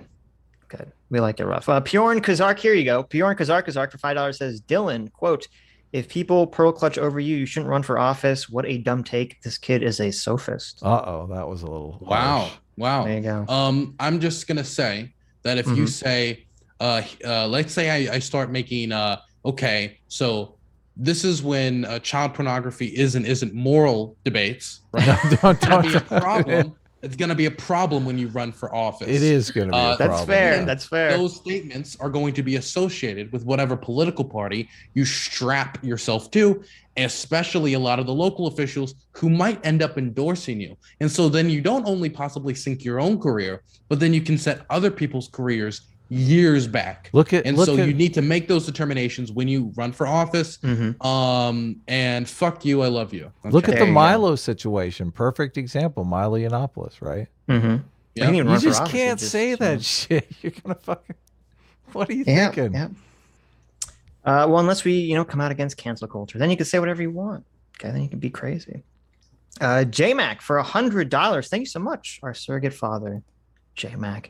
Says, yeah, I don't agree with Dylan's take at all. If people are unable to separate these different spaces, the online, the political one, that's on them. Plenty of us are mature enough to know that people grow and change, and that youthful edginess should not be a disqualifying factor to enact change. That's great for you guys. I don't have that much faith when it comes to the general voter, though, and how these attacks will be used against people. People will, we got to talk about, like, if we really just file down, for example, the example we were talking about was like Vosh, right? Vosh and Destiny. If you file down what Vosh said about nuking Israel, if you were to play that on any radio station, like, I want to wipe Israel off the face of the earth, and then you just show like a nuke on screen and a bunch of Jewish children running away, right? As Hamas just charges in. You really think that's not gonna hurt whatever, most likely the Democratic Party, if he ran as a Democrat? You think that's gonna help him? They could show us J.K. Rowling tweets. I mean, there's a ton of shit. Oh my God. There's a million things. Destiny is the same thing. So my thing is, I think there's certain things you can like say and get away with, and you can like, okay, like this is a joke. They were 17, get over it. But stuff like that, when you're not an edgy teenager but also a full grown adult, yeah, that's a huge difference too. It's gonna be difficult. If somebody said, well, he said that when he was 15, I'd be like, okay, well, it's gonna be harder. But he said that while he was older than me now, so it would be difficult. It's just gonna be difficult, and you can sync other people with you, and that's what I'm mainly concerned about. Like, if he runs and fails, like, I mean, that's democracy. But if other people end up endorsing him, supporting him, campaigning for him, doing stuff like that, and then those clips drop on like during an MSNBC interview or something, then other people can sync with you, because then they'll be like, oh, you were the person who ran the nuke Israel campaign. That's what people are going to remember. There is a somewhat of a difference here between running for office, though, and just flatly being deplatformed. Like they've put compilations together on Joe Rogan just to get him fired, and he's not even running for office or anything. Yeah, I would say there's a difference there. I think the standards should be like different, and well, obviously, because I don't think there should be any law restricting anyone from running for office. Usually, right? I mean, there's like a few instances I'd make exceptions. Like, for example, like we have the thing where like you have to be born in America to become president. But I think that's different. With state involvement in a company making specific like company basis, I doubt either of you would say that companies should be banned from banning people from their platform. Obviously, no. Yeah. Because that's the state getting involved actually in speech to a degree. But like when it comes to the state, like it's totally different. I believe basically everyone should be able to vote, and basically everyone should be able to run for office. Well, basically everyone, felons, like everybody. Basically. You're for abolishing the voting age? Am I abolish for? I mean, I no, I don't know. I think it's a losing issue, but I'm not against it conceptually. Okay, I think I'd be okay with it, maybe lowering it to a degree for like local elections. But I just think it's a losing issue. How about Adam? You're promoting a losing issue. Okay. Since every human being matters, even babies. Like, come on, America. Give the fetus the vote. Dude, I can imagine this right now. The Adam and Sitch average voter and viewer is just the 2-year-old just stumbling around the apartment. There you go. I take it. Look, they get the best ad ratings. Okay? Give the votes to the parents. Don't disenfranchise the kids. Okay. Let the parents vote for them. Before we move off, I just want to say, I think in regards to the super chat, I think you have to separate what you wish could be and what you think is practical. Because I'm assuming you wish people could separate, edgy young streamers, from 10 years later being a politician. You just don't think it's a feasible reality. I have a very like rehabilitative mindset when it comes to people. If somebody, I believe basically everyone can change. Obviously someone would be, what about Hitler? But like most people I feel like can change. If they're given the right environment, right conditions, and I feel like they should be accepted back into society. We should encourage change. This is why I don't think I think bans on like social media platforms, for example, should never be permanent. I think that they should always be able to be appealed. They can be very long bans, very like maybe even for years and stuff, but I don't think they should be permanent. I think that eventually, if somebody's learned their lesson, they should be able to come back. I believe that society generally, I'm very rehabilitative, not only in criminal justice, but also in society. That's why I hate it when I hear somebody who's very like big on rehabilitative justice and criminal justice, but then can't imagine somebody just being a bad person in the past, but now they're an okay person. There you go. Jacob Membrino for $20 says, "Hey, Dylan, my name is Jacob. I think I grew up down the street from you. I'm not going to give out personal information, but did you live in Maine for some time?" No, I did not. Okay. That is an imposter. Kill them. There you go. They also said that S-Class is best class. Skeptical. See about this misinformation people are spreading, Dylan? I don't know if I like this. What is S-Class? What can you explain this? So our fans are we had a joke. Adam will deny that this is the origin. We had a joke about who is the host and who's the sidekick of the show, starting back from its inception. This is apocryphal. I know. Well, this is what I'm going to say. And so we sort of divided the fans into the pro Sitch is the host, and they were the S-Class, and the pro Adam is the host, and they were the A team. Right. So we have our teams in the audience that are split. But as a guest of our show, you get to. What is your audience called? Yeah, you get to create Are your they own the are they the moniker. D Oh. writers, or what do you call Oh They're- it? no, for they're- dev we have the so- D writers, so you can't choose that one. Oh, but- okay. Devs. Our guys are called movers and shakers. No, that's not gonna work. No. That's not going to work. That's not gonna work. No, for us. Got to be No? something funny. It's usually Okay, what about the dildos? That works? There, well, that perfect. holy There you shit. There we go. go. You nailed it. You nailed it. There we I go. love it. The I'm dildos. curious what your chat looks like now. Now that you're labeling the dildos. Do you have dildo emojis that people can post? I don't. No, I don't. They should can. They get on actually. They do. We have a Putin emote. All They can right. use that. Welcome, Awesome. I love welcome dildos. Welcome dildos. Here's another not I know this positive one. This one's not Ale- nice. Alexi Time for $10 says Dylan Burns is just a rehash of Ethan Ralph, but on the left. He gets others to make his content and he collects the money. I truly hope he self-destructs like Ralph is doing now. Wow. Oh my That's goodness. Harsh. Ouch. Wow. Do you make any of your own content, or you just do debates and does. stuff? I'm currently filming a documentary. Yeah. Yeah, that's right. And also, I mean, you do live Wait. streams that are You want to not. know how I know I'm not Ethan Ralph? I have yet to be assaulted in any of these countries. So Well, I'm listen, back I to Portugal watched You're for a going to day. Ukraine. I don't know if you want Test to knock on wood. Yeah, for don't- I that. could have a more tragic end. Don't than jinx Yes. Ethan yourself. Ralph. Don't go True. Coach Red Pill. Oh my on us. gosh. You don't want to get CRP'd, yes. Oh my God. Johnny B for $10 says the problem with disinformation rules is that not everyone agrees on the facts. Also, our understanding of facts can change over time. For example, the lab leak hypothesis. There you go. I brought that up too. You missed Lucifer the Doberman for $2. It wasn't related to Dylan. A I wouldn't Team read it. reigns supreme. He has to know Okay. that. Okay. Okay. I see. Aiden Paladin. Hey, Aiden, for $10 says facts change with data. News moves faster than reality. In 2004, it was true that there were weapons of mass destruction in Iraq. By this logic, contesting that today should be banned because it's misinformation. Oh, good point, Aiden. Great. That is a good point, yeah. Yeah. So the idea is that if facts at one point was this, or they were true at this point, but are no longer true. Mhm. Well, like Well, if then- it was then if we had you- Twitter then in you- 2004, like wouldn't they have banned anyone who said that there was not weapons of mass destruction in Iraq under Which your, would have been true. Yeah. guidelines? I don't know if that's necessarily the case. I do think that there's a chance that certain social media companies would have. I don't think they all would have, because I don't think the evidence was conclusive. I don't know. It's hard to tell. It's hard to tell looking back because the Well, fervor at the like, time here's was the problem. very heightened. Here's the problem.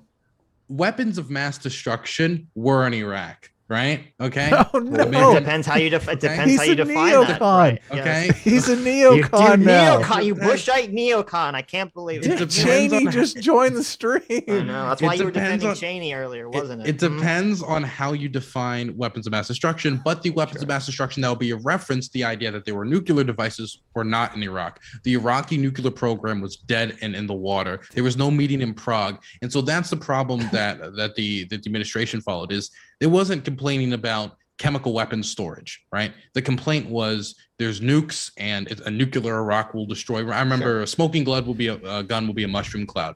And so I'll hear, for example, Kevin Cassidy or other neocons I know, they'll make the argument that there were weapons of mass destruction in Iraq, which is technically true, but not the weapons of mass destruction that were being referenced. It'd be Right. like if, Right. so that's the problem. That makes it makes it blurry. But these are right? It's a literally blurry Dick issue. Cheney talking points. This is Dick Cheney's. I mean, Well, no. I've seen an interview of Dick Cheney saying, well, they technically had weapons of mass destruction. Well, but wasn't- Saddam but I'm- Hussein gassed his own people with chemical weapons. well, he did. I mean, that is true. Mm-hmm. Well, I guess the That's true. issue He is did like gas his own people. if we had Twitter in 2004, you'd have Michael Tracy or Jimmy Dore saying, oh, the U.S. is lying. There's no nukes in Iraq, and that would be labeled as disinformation. Even though they I would. doubt it. I think Michael Tracy would stumble into being wrong at some way. I don't. Somehow I don't he would believe still it. be wrong. I don't believe it. I just don't. I refuse to believe that Michael Tracy could be right. He'd be taking pictures of the nuclear labs in Iraq with his cell phone. Yeah, and the problem with is just that people like Michael Tracy, right? It's a broken clock will be right, like twice a day type of scenario, right? course, I don't feel but- it's a scenario where Okay. these are people. You just who are think like, he's a contrarian? Is that what you're saying? Michael Tracy, yes.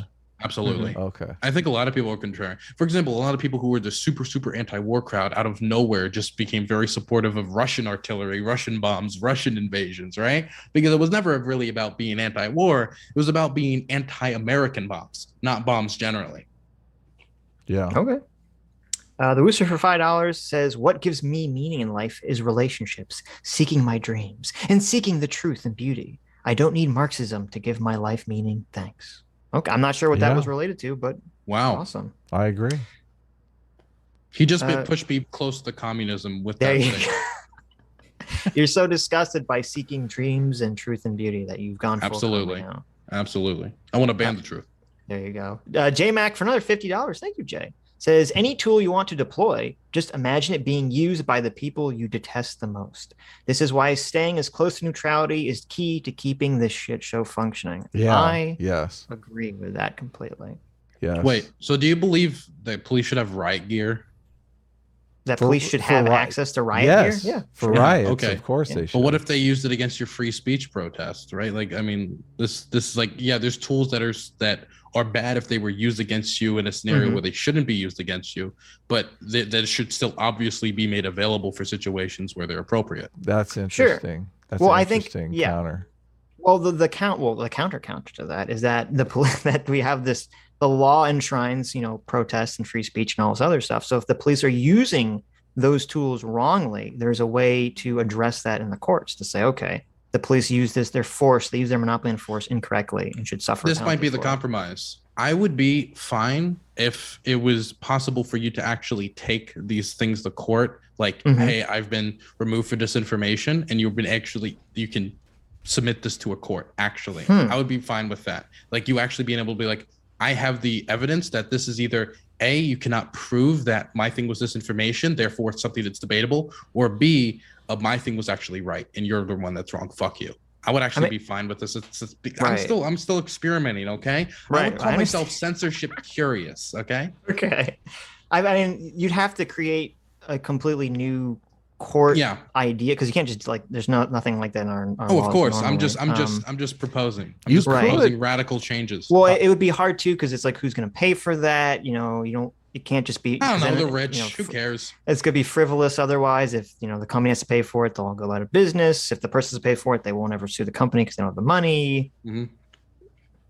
But listen, at least you're thinking. Okay, that's good. Yeah, I'm thinking. My brain power is at 100%. 100%.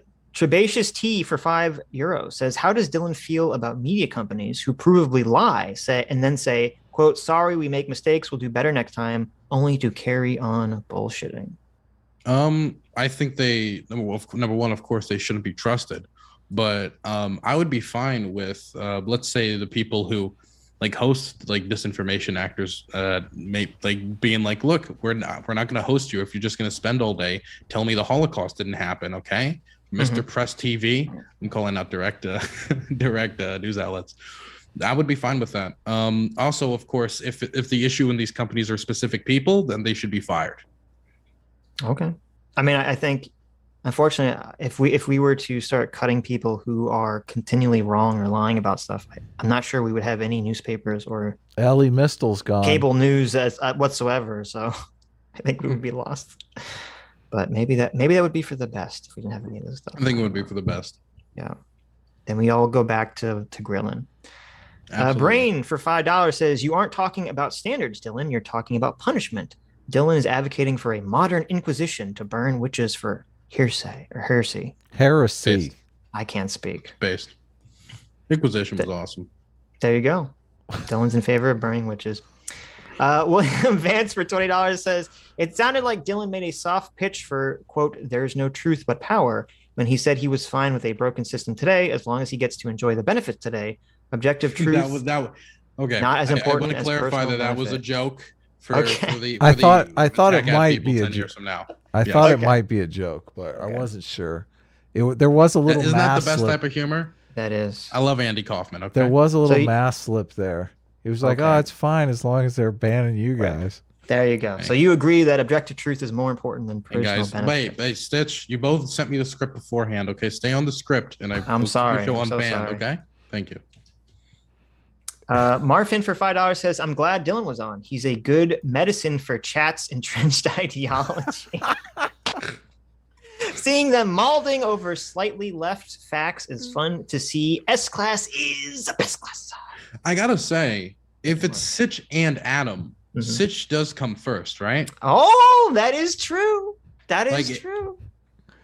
And unless there's a lot of people that say Adam and Sitch, though, which they're wrong. They're wrong. Who are for those saying people? that. Stupid people, wrong people. Yeah. Can you name any people? Mahler is one. Okay, Mahler says it to troll me intentionally. Okay, sure, maybe. All right. Joey Not Nice for $5 says Section 230 protects social platforms from being sued for misinformation posted by users. There's nothing protecting the users from the platforms. That's interesting. That is true. Investigator One Quinn for $10 says, first, Dylan, how are you not just advocating for the status quo of social media? Second, Sitch, I think you missed my last super chat. Oh, I always miss One Quinn's super chat. I'm semi advocating for the status quo to some degree, that I do believe companies should be able to censor people, and in many cases should, if they're spreading like what I consider like dangerous misinformation about like COVID, right? For an example, I mean, let me just give like a very obvious example. Let's say somebody says there is a bomb in this stadium. It will go off in so much period of time, right? And that spreads, causes panic, and kills fucking 20 people, right? Like, these are types of things that I feel like this is the most like direct example of like something I would be like fine with social media companies censoring, because of like it can cause mass panic and like kill people, right? So yes, I think in some degree I can defend the status quo. Yeah, I'll be that evil bastard. Okay, there you go. I'll be big Twitter. What an anti-revolutionary! I hate it. Brain for $5 says Dylan is less cowboys and burgers and more soy milk and patchouli. Nobody looked at him and thought cowboys and burgers get dilated. What? I don't know what that means, but Jesus Christ, you don't need to know. Okay, I know when your eye dilates. I'm not sure what that's really. You don't want to know. Okay, good. AD for $5 says, Dylan, do you know about the FBI's COINTELPRO in the 60s and the secret extraordinary rendition program and torture in the 2000s? Yeah, I'm trying to bring it back. I'm familiar with some of it. Not a ton of it. I don't know enough about the FBI. But yeah, I know that the FBI, like, Martin Luther King, Fred Hampton. Like, I'm familiar. You think the FBI killed Martin Luther King? I don't know. I just know that they did try to like blackmail him. Am I wrong in that? That is true. Hoover. Well, they did. Yeah, they did do that. Do you think Martin Luther King was a secret communist? No, but I wouldn't really care if he was. Okay. That's at least you gave the correct answer the first time. People can have like ideological differences with me and still be wonderful people that do wonderful things. Dylan, you're speaking our language. Trebacious T, you missed for €2 says, A team reigns supreme this stream. I said I was only going to read the ones relevant. That's relevant. Dylan wants to know. He wants to know who's A team. I was asking who is pro A team. Dylan wants to know, but it's this stream that Dylan's on, so he wants to know that. JMac for $20. Thank you, Jay. Says, Dylan, I have access to Riot gear. In fact, I have several pieces of Riot gear. Hi, FBI. Fantastic. Uh-oh. There you go.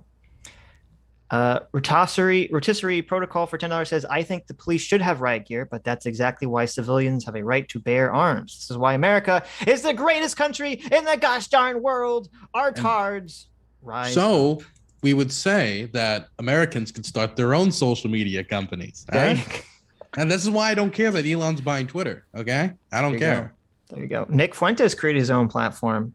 That is true. He has Cozy. Yep. That's crazy. Cullivar for $10 says, there's only 3 questions you need to ask Dylan. Does he like pineapple and pizza? Does he like musicals? And does he back the Ducks, or is he anti-Duck world domination? Oh, yeah. Wow. I liked pineapple on pizza growing up. I don't eat it anymore. I just do basic pepperoni now. Really? Okay. So you grew into correctness. So you're basically a traitor. Go on. I will say I still think it's okay. It's just not my first choice. Okay. What a fence sitter. I am a fence sitter. I'm a politician. The second question was musicals. Yeah. Yes. That is probably gosh, I was in the Phantom of the Opera as a young boy. I was the Phantom, actually. You were in a musical? He was in a musical. I was in a musical. I was also, this is my favorite role, just because of what it was and how I get to say it. I was in Annie, Little Orphan Annie, but I played the cop that arrested Annie. My one job was to come on stage with a baton, threaten an orphan, and take them off stage. Okay, that was my one job, and I played it perfectly. Is there video of this? I think you might be there's no video. Soon. Thank God. That's when we knew. That's when you knew that you had the right-wing bootlicking authoritarian streak in you. Yeah, that moment. That's when I got that taste of power. I was like, I'm gonna work in government for the rest of my life. I'm gonna censor everyone on Twitter now. Amen. So, but you could be in musicals and still hate them. We'll accept that answer. So, I like. I'm gonna be honest. In my Spotify playlist, there are some like. Do you have stuff Hamilton from, like, songs in your playlist? No. Like Jekyll and Hyde, like stuff like that.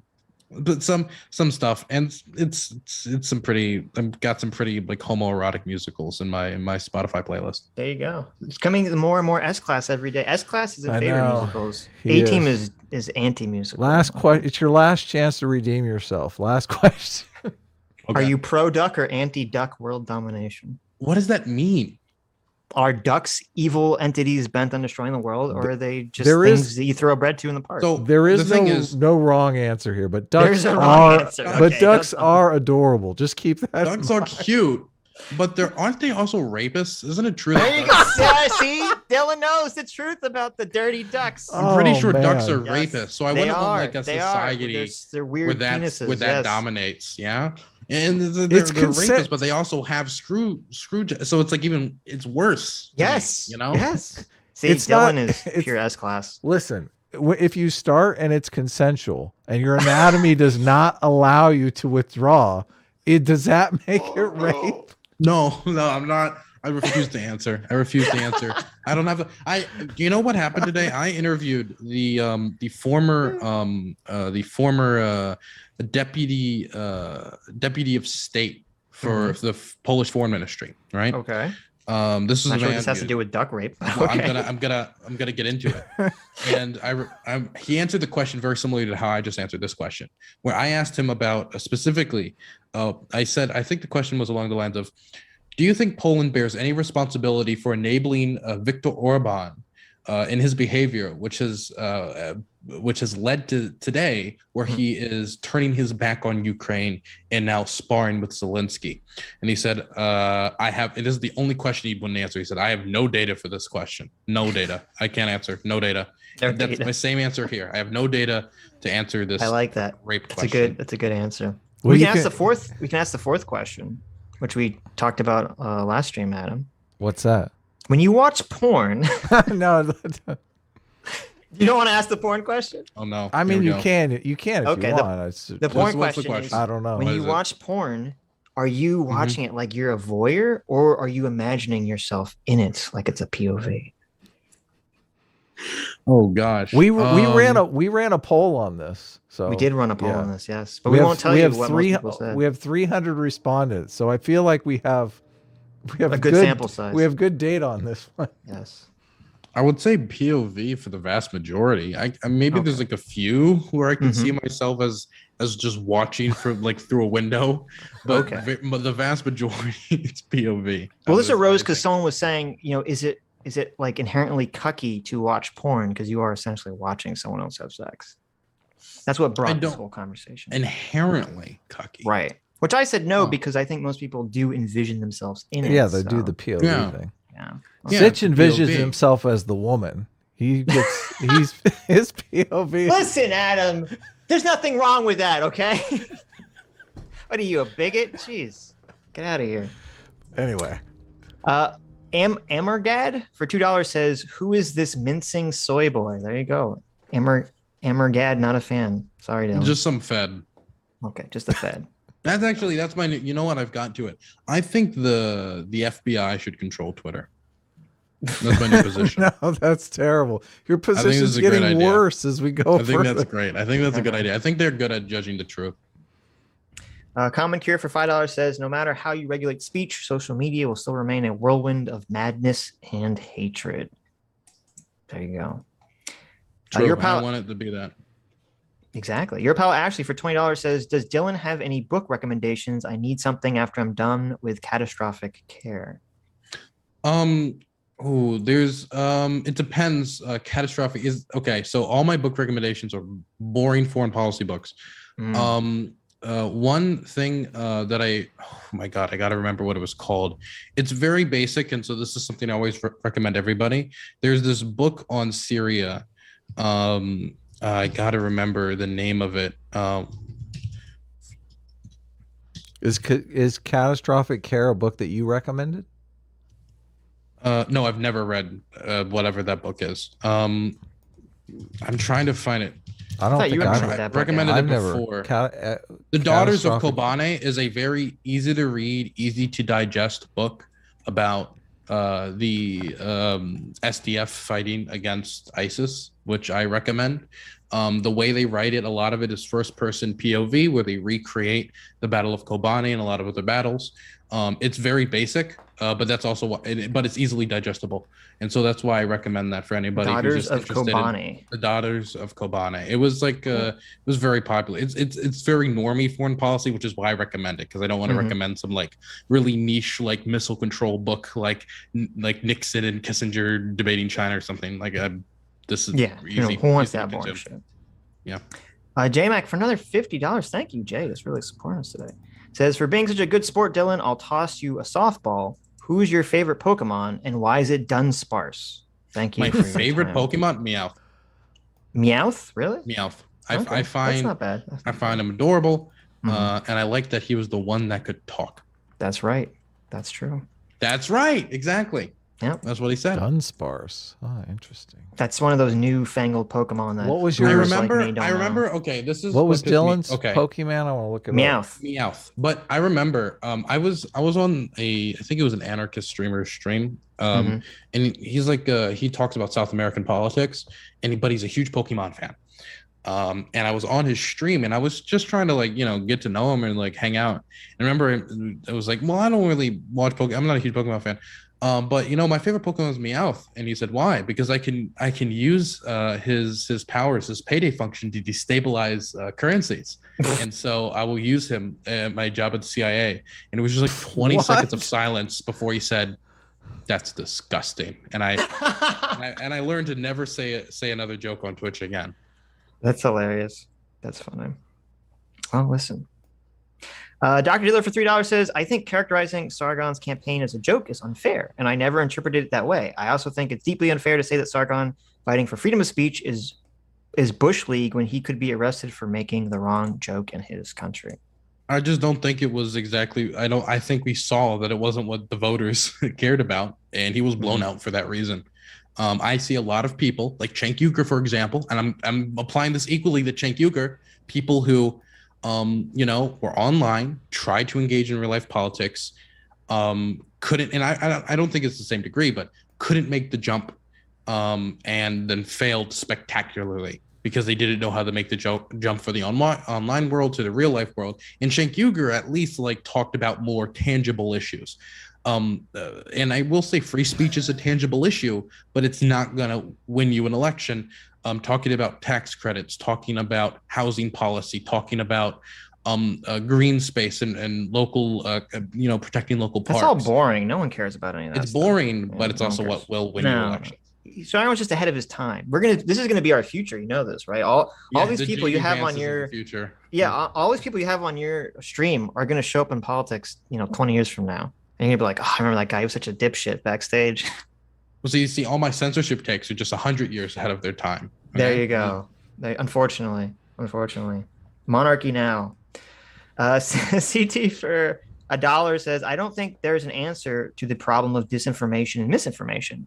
Shutting down ideas or labeling them as misinformation isn't going to help people. People need to learn to engage with people they disagree with, again, without open hostility. Wait, I just remembered something that's really embarrassing in relation to your show that I did. Uh-oh.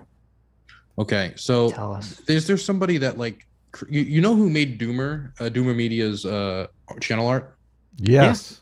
Oh, So the Stoat, you mean? You I didn't. loved it. I love that channel art. It's That's adorable, CT. That's what I just right? read. That was from her. So You didn't ghost one of our artists, did you? I did. Let me explain. What? I did. Okay, so What? Let me explain. Let me explain. Dylan. Ghosting. Dylan. I did. Okay. I was so embarrassed when I realized what I did. So I loved it so much. I wanted to pay them for something of that style for me, for my page, because I'm doing You're a like a furry. rebranding. I'm not a furry. I'm just Okay. Nobody accused me of that. Okay. Look, that's spreading disinformation. And now I am actively going to request that this should be removed from The you. hammer comes down. You've crossed my line. Okay. You've crossed my line. I'm gonna call my FBI buddies up. Okay. We're gonna blackmail you.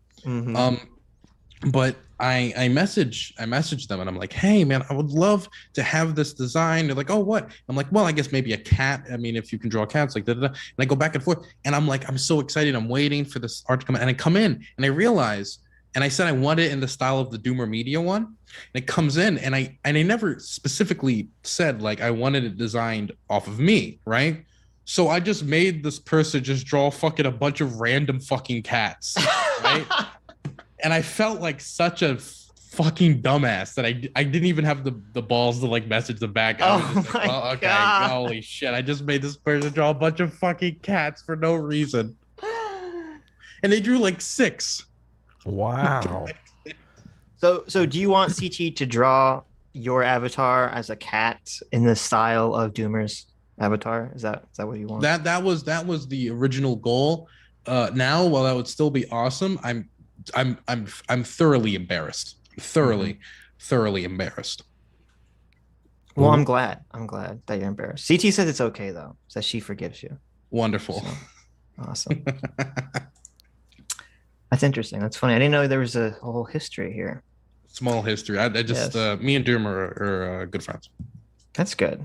Tell Doomer to stop being a pussy. You can't. I'm sorry. CT for $1 also says banning people isn't going to help. If they want to leave on their own, fine, but force them out through, you're just going to shove them into an echo chamber with other extremists. That'll just make everything worse. Thanks for coming on, by the way, Dylan. I would say like it can make it worse when it comes to the people who are already like in their position, but it restricts their ability to recruit more people into like extremist positions or into I'm gonna use the word, or I almost use the word wrong think unironically, right? Into the disinformation or misinformation, whatever the fuck you want to call it, right? And so when people like say like, well, if you ban like Holocaust deniers, then that just means that the Holocaust deniers are going to deny the Holocaust harder. I mean, that could be true, but it does also, I think, mean that there's probably going to be less people recruited into Holocaust denial overall. Okay. I mean, I think Holocaust is kind of an easy one because there's very few That's people. That's why I'm using it. Yeah, I know. It's very few people. That's why I'm using it. It's very good PR. Right. Okay. Fair enough. Formally coming out against the Holocaust. That's right. Utter Nonsense for $1 says Dylan suffers from being on the internet too much. This is a chronic disease that progresses to severe distrust of society because you think people are as retarded as Twitter users. The internet and social media self-selects the dumbest people. Touch grass. I'm trying to touch grass. There's just not enough in Poland. The thing is I work in local politics as well, and so I talk to people who are involved in local politics, and I would say that it is true that it's more extreme on the internet, but there is polling data you can look into that reflects that the disinformation does affect what people believe. It does. People start, for example, I remember like something that like comes out all the time when people are talking about, well, why haven't you gotten vaccinated? Oh, well, I just, I hear so much, I don't know who to trust. I don't know why I see some stuff on Facebook. I see some stuff over here. I see some stuff over there. And I just don't know what to trust. I don't know what's true and not true. So I just didn't get vaccinated, or I didn't do this. I didn't do that.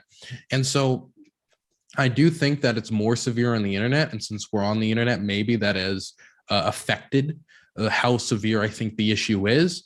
But I do believe that polling data has reflected that. I will say with the vaccine, there is another wrench thrown into the issue, and that is it became a partisan issue. Yes. Where I feel like it never needed to be a partisan issue.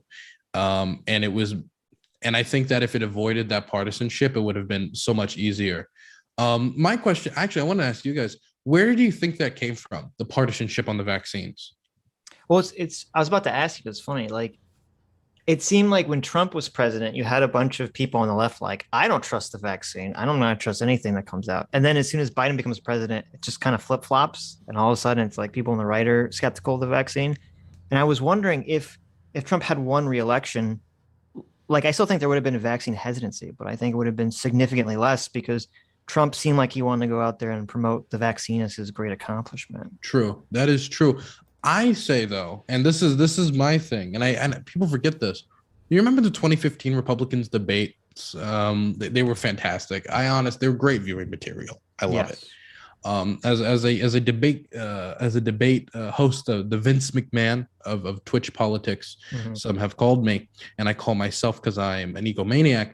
When it comes to the interaction between Donald Trump and Ben Carson on vaccines, I wonder if that's where the seeds were planted, where he was talking about. I didn't remember them talking about this. He talked about the spikes of autism with vaccines, size of horse tranquilizers, and he starts debating a neurosurgeon on the Republican debate stage. And I remember looking at it, just being baffled. And so much has happened with Trump. A lot of people have forgotten that, and I wonder I completely if those seeds were being planted then. I don't think so, because before COVID, it was historically the left that was anti-vaccine and thinking like crystal autism. moms and stuff. Yeah, it was like a weird, lefty Californian, Gwyneth Paltrow was saying the vaccines are giving people autism. Buy my pussy-scented candle. Was it Gwyneth Paltrow? I thought it was the Playboy.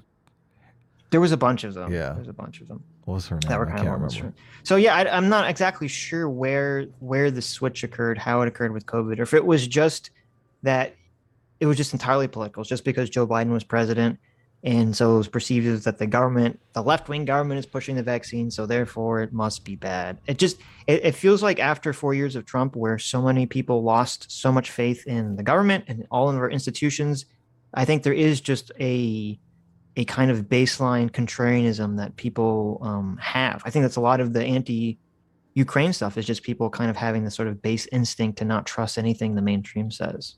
I think that's true. And I feel like a lot of people just how much everybody came out in support of Ukraine, like how supportive it was. Yeah, so quickly and so hard. Yeah. So quickly, so harshly. Right. Like, I think that a lot of people just was like I think some people were just like, something has to be up, that it's almost impossible for an issue to just be cut and dry. And this is a very cut and dry issue when it comes to like who to support. Not necessarily, you can disagree on like what created the conditions, what like could this have been avoided and what policy, like those are things you can disagree on. But the morality of who you should support here is very cut and dry. And so I feel that a lot of people just was like, something fucking has to be up. Everyone, like Rachel Maddow said it. They said, no, something's up. Something's up. Yeah. And so people then started just looking and digging. And if you dig, you will find pro-Russian talking points from Vladimir Putin himself. If you go listen to his batshit speech, which had historical inaccuracy stacked upon historical inaccuracy. True. Very true. Arithmus for $1 says Dylan's position that people are incapable of determining the truth and there needs to be an authority that determines it for them sounds like the left-wing version of the monarchy argument to me. Oh, interesting. That they need people determining the truth for them. I don't think I need people telling them like what to believe or exactly what the truth is. I guess for me, like, is just certain issues. Once there is a consensus, enough of a consensus built, and this is an issue that can cause harm, say like a mass panic event. Like if there's a consensus that there is not a bomb in this fucking like arena, and somebody's spreading misinformation, say there's a bomb here and causing a mass panic, I think I think it makes sense to remove them. Even if at the end of the day, the debate will be won by there is not a bomb people, because eventually the sniffing dogs will come in and look. But the harm thing though is tough. Because I mean, both sides are making an anti-harm argument, especially in the vaccines. Like they're saying the vaccines are causing harm, as well as the people are saying not taking the vaccines are causing harm. So that's why it's tough to say because of harm. Everyone is after harm reduction, even in the trans stuff.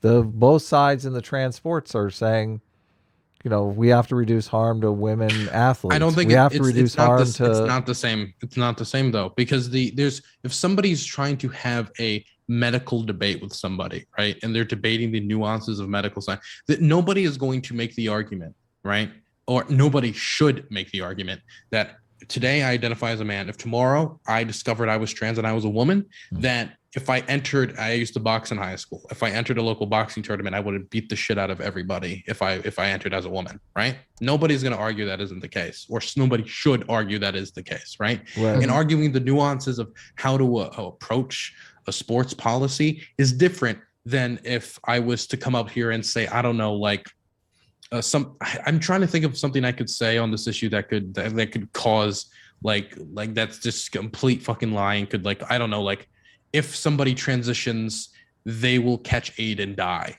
right? And that will happen. They will all catch AIDS and die, and then they will give everyone AIDS. Like if something like that causes panic, causes like a spikes and attacks on trans people, like something like that, I guess, right? Not something like debating the nuances of a policy.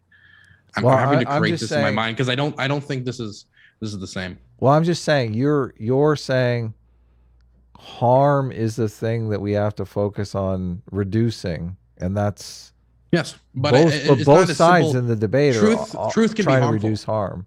Yeah, truth can be harmful. It's not just harm, right? Because if I say in Russia, right, that this is a war, it's an invasion, and it's killing a bunch of people. Right. And it causes and this is new information to some people, right? I doubt it is, but let's say it is. And it causes a riot and kills 100 people, right? I don't think that I should be arrested because I said the truth there. You know what I mean? The problem there isn't just harm. It is when you spread disinformation and there's harm. Nothing's being gained. Nothing of value was added to the conversation, right? People were hurt, and there's a decent chance that you're also a bad actor. For example, like we've brought up before, with people being funded by states to specifically spread misinformation. Yeah, I just think it's I just don't think that you can have the criteria be causes harm and is in disinformation. Like I don't think, because you were saying we should side on the side of caution against harm and then figure it out afterwards. And I think that's on the side of caused harm and figure it out afterwards. I thought that's what you were saying. You were saying like, oh, we should just kind of ban these people. Then afterwards, we figure out the truth. No, I don't think that should be the case. Okay. So I think you figure out the truth, and I think you need to come to a consensus on the truth before you start banning people. I think. In most cases, that's never going to happen. Yeah. Yeah, I know that's difficult to happen, and that's why I would advocate for this in very rare instances anyway. Right. The only other thing that deviates from that is when it comes to things like yelling fire in a crowded theater, which I think most people agree with anyway. So it's not even like debatable. I mean, it is debatable, but I doubt anybody's going to disagree with me on that. Sure. Well, here we go. The Duck Gang for $1 says, Sitch, if you mix bleach and ammonia together and breathe in the fumes, you'll discover the secret to defeating the ducks. You can do the same with bleach and rubbing alcohol. Also, by the way, we invented microplastics, leaded gasoline, and doing your mom LOL wrecked. See, there you go. The ducks are totally fucking with. Don't anyone was try correct that. to label ducks as rapists, because that super chat was very rapey. I could feel it. The emanating energy of it. Nobody mix those things together. You create a toxic gas that's poisonous. So yeah, don't actually do that. Yeah. Don't trust the ducks. Okay. Ducks are bad news. Oh, wait a minute. I think we need to have a heated public debate about this before we do. Consensus. Apparently, it's a hot topic. Screwed McDuck for $2 says, the rape thing, Dylan, is a fucking lie perpetuated by those filthy shadow people with their empty eyes and empty heads. Is completely consensual. Just know that when the great quack happens, we will leave no echo. Do you have a lot of duck chatter? It seems like a duck chatter.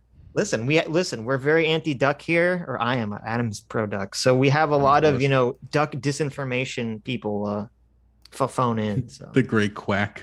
The great quack, which will leave no echo. I like that. Utter Which nonsense. will leave no echo. It was don't like duck quacks not echo, or is that like an urban legend or something? I think all sound echoes. There's something weird about quacks and echoing. I'm not just like making that up, right? Adam doesn't know anything about duck I have echoes. no idea. You should. You're like the duck simp here. Echolocation? They do? No. Acoustic professor proves ducks actually do echo. Okay, so there it was. Is this the DQ? So the DQ has been solved. Duck quacks do, in fact, echo. It was an urban legend. Wonderful.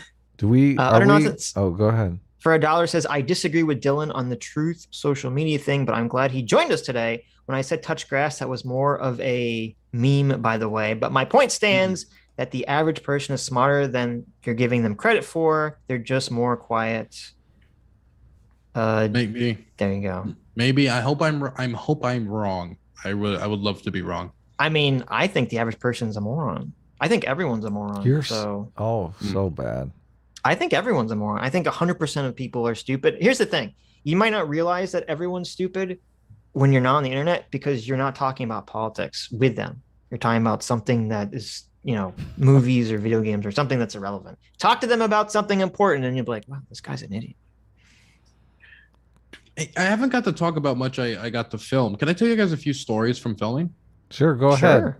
I'll be right back. So I'm just kidding. Go ahead. This is bullying. This is cyberbullying of a queer youth. No, I'm so much younger than both of you. Did you like the Batman? You want to talk about that film? I don't watch superhero movies. Who gives a fuck? Oh my god! What a nerd! Jeez, what a loser. Who cares? Talk about the Batman? Come on. Is the Batman playing in Ukraine right now? Yeah, can you watch it in Ukraine? Can I watch it in Ukraine? I saw there was a rave in a Kiev metro. I wonder if they're having screenings for movies. I'd be very interested. Or like just streaming, but only in Ukraine. But then people could use VPNs then. But I wonder. Tell your story, Dylan. What happened? So there's a few stories, but I guess there's one I want to highlight, or two. So the first one I want to highlight is I went to a Polish preschool which is hosting Ukrainian refugee children. Wow. And I was interviewing the headmaster of the preschool, and it was really good. It was a great conversation. And then we went outside, and this is gonna sound creepy, and we were watching the children play, right? And we were talking about stop. We were talking about the children and like trauma experienced during war. And she told me a story that sometimes there's an airport in the area around Lublin, and on many occasions planes will fly over the building because it's a modern industrialized society. Planes exist. And she'll notice that the Polish children will continue playing, but the Ukrainian children will look up and then they'll duck. Yeah. Anytime they hear a jet, they see a plane, any sign of it, they'll duck and they'll freeze. And then later, when I moved on and I interviewed somebody else about the same issue at the cultural center in Lublin, the same story was told to me that during Easter celebrations, there was a moment when a plane came overhead, and it was full of Ukrainian refugees. It was like they told me it was like the whole room of adults and children, mothers and their children, because the fathers are still at home. They have to stay the fight. It froze. Everything froze.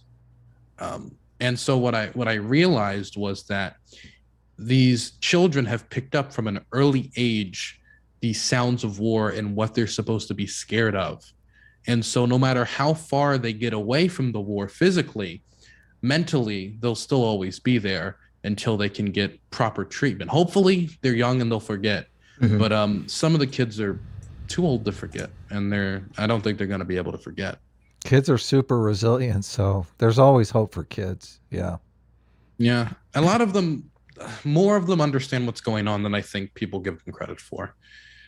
But some of them say things like yes, I know that people are dying, but do they know what dying is? Do they know what death is? Right? When they say that, yeah, it's very detached. Yeah, it's like a concept they can't really tangle with because they haven't, I think, truly experienced what that is, or they comprehend it. And so I think like a lot of people, when it comes to like moving refugees, they hear Poland, like all the refugees have gotten to Poland. Okay, mission accomplished. Even though the vast majority of the housing that was provided, the government, from my interviews, and I even got this was admitted to me by government officials, that the government basically was lagging behind. It was individual Polish citizens who gave up their homes, gave up housing and stuff like that. And it was the government playing catch up consistently. So when people talk about Poland, I think a lot of people talk about the government in a complimentary fashion when they talk about the refugee response, when they should be talking about Polish people when it comes to this, and not as much as the government. The biggest thing the government did was open the borders. That really is the biggest thing they did. But a lot of people think you move the people away from the war and then problem solved. But there's other services that refugees need, and mental health services should be, I think a priority, because a lot of these people, and mothers specifically, want to work in Poland. They don't want to be given handouts. They want to be able to work while they can, if they can, for maybe 1 to 2 to 3 weeks. They want to go home. A lot of them are going home. Of course. But can they go home? Like, what's the state of the situation over there? From what I've been told, that a lot of them are going home. More people going into Ukraine than out of Ukraine at this point. Really? And I think that's good. Yes, absolutely. The route into Ukraine is it's like 10 kilometers. It's like you have to wait 10 hours to get in. A lot less people coming out. And I think this is due to a few factors. One thing that was told to me is because cars are tax-free. Another thing that was told to me is because people, ground's being retaken, confidence is being restored, people miss their families, and there's confidence in the Ukrainian government now to defend them. There's confidence in the Ukrainian military. A lot of people thought it would be like 2014 when the military in Crimea just dissolved. That didn't happen. The Ukrainian military performed above expectations of everybody I've talked to. They said they performed above expectations. And the NATO equipment they were given was, and NATO training and standardization that has occurred, even though it's not technical NATO standardization because they're not preparing to join NATO, but they were trained by NATO soldiers, American, Canadian, all across the board, British. They've seen that their government can actually protect them. And so a lot of them, I think, have regained trust in their government, and they're returning home to either help rebuild if you're from Bucha or other areas. But the war isn't over. All of Ukraine is under threat, of course, but they have more confidence, I think, in their security than they did originally. A lot of them thought maybe the government would fall like that, and that just didn't happen. Yeah. I think that's why they're going back. I think they have confidence in victory. That's cool that you're there. So you're just interviewing people basically that are involved to put together a documentary. That's pretty awesome. Yeah. Well, I interviewed the former Undersecretary of State of the Polish government for the Foreign Ministry, who also was arrested during the communist regime for organizing against the Soviet regime during martial law in Poland. It was an incredible interview. Really incredible interview. Do you have a translator, or is it done in English? Yes, I have a local Polish translator. Okay. We're paying him. He's salaried. Well, not salaried, but we pay him by the hour. A great guy. Does he have health care? We have not provided. We have not provided. Is your documentary a co-op? Does he have an equal share in the? No, it's a dictatorship out here. I'm paying for all of this out of pocket. Mm-hmm. But he's wonderful. We finished up filming today, and hopefully tomorrow we can get together and have a little bit of a celebration for finishing filming in Poland. We interviewed the mayor of Lechna, and we're actually I can't talk about that. I got to stop myself. I'm too much of a talker. When are you coming back? When's how long are you there for? I told my grandmother 2 months. I think I lied to her. Oh, okay. Oh no. Grandmas are often not very forgiving when you lie to them. So no, but what's the old saying? It's easier to ask for forgiedness than permission. Oh yeah. What it said. Oh. So you're gonna go for the long haul till the war is over. Yes. Here is probably I don't. Okay, I didn't say that. So the best interview I think I've had outside of that one, the one with the former undersecretary, was with a MMA fight, an MMA gym owner who has turned his MMA gym into a refugee center. He 8 hours after the war started, with 200 volunteers, his name's Conrad. he transformed his entire MMA gym to a place with beds, with washing machines, with food and cooking utensils and everything, and everything's translated on the walls. He transformed it into a refugee center, and he has been having this place going for over 2 months now. And if it wasn't for people like him, right, the refugees in Poland would have been sleeping on the streets. And I mean that. The government of Poland was not prepared in any capacity to host the amount of people that they had. They didn't have a plan in place. They didn't have housing available to give to them. If it wasn't for people and businesses, ordinary people, Polish people, giving up their flats, gyms, anything they have just opening them up for people to come in, and word of these places just traveling by word of mouth, then these people would have just been sleeping on the streets. We would have seen the development of refugee camps like we see so many other times in places like Jordan and Turkey, which I'm very happy that we haven't seen happen. And I'm hoping that we can learn a lot of the lessons from localities that eventually did catch up, NGOs like Homo Faber, and other people who have been very successful in organizing this stuff in Poland. We can learn these lessons, and so we can deploy them the next time something like this happens. Because I don't think this is not going to be the last war ever, right? There's still other wars going on, but I'm hoping that by me interviewing all these people, we have like 14 hours of footage of these interviews, that we can get some idea of how exactly you have a successful response. And the number one issue is you need people to fucking care. And I mean, everyday people, because governments usually don't have action plans in place. But that's another thing I think people need to have. If you're if you're a country that is next to a country that has a high risk of destabilization for whatever reason, you should have action plans in place. You should have open source. This is the biggest thing that's crazy to me.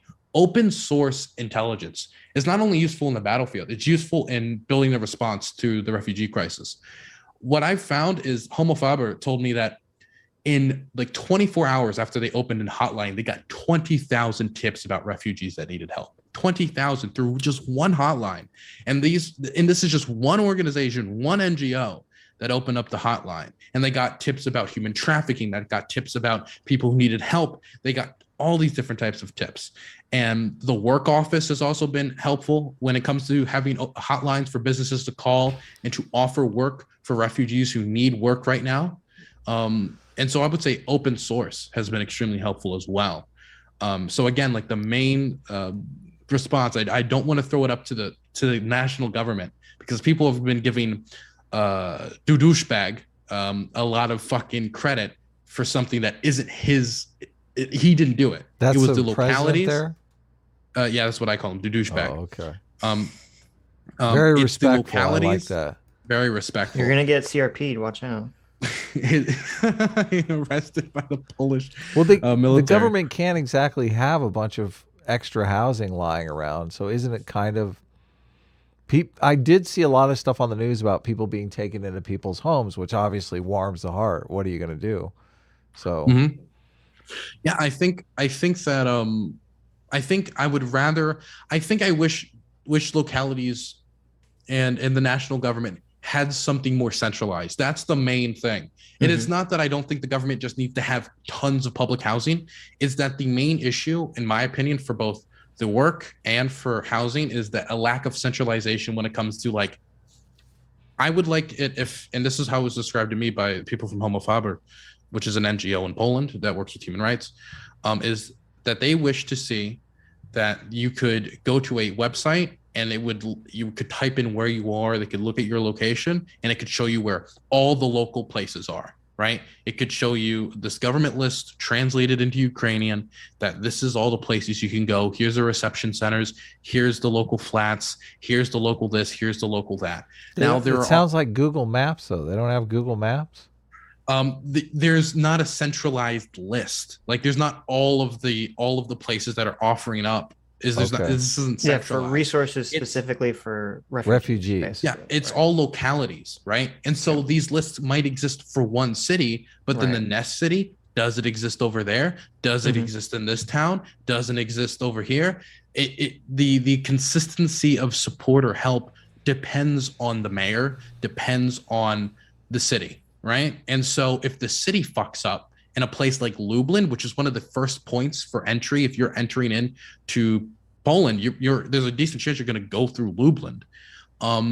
If they don't have a decent response, if they're not ready, then it can affect the crisis everywhere else because they're a point of entry. They need to know where they can send people. And if they know where they can send people with a centralized plan in place beforehand, it's going to make everything so much faster, so much clearer.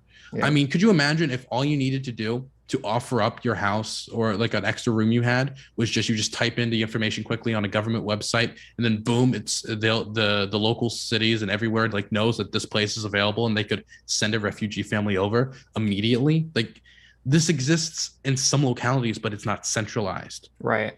Do they not have a strong federal government in Poland, or is it just that, you know, no one really expected this to happen? I don't think anyone expected it to happen, and I don't think it was their immediate priority. Opening the borders was the big thing I think the national government did. Right. But the consistent thing I'm hearing from the MMA fighter, Conrad, from even, I remember the mayor of Lechna, he's the mayor of the city, telling me that like he was praising Conrad and praising the work he did and all the volunteers did. And he was saying that like he kind of somewhat admitted that, hey, look, like the local governments were a little bit, you know, behind. That's the local government.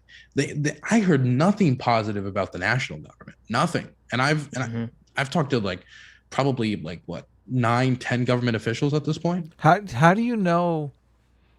Oh, so you're talking to government officials? How do you know that you're not walking into a situation that you could walk into just as easily in America if the roles were reversed? Like people bitch about the American government all the time, and you're just not hearing stories about people bitching about the government.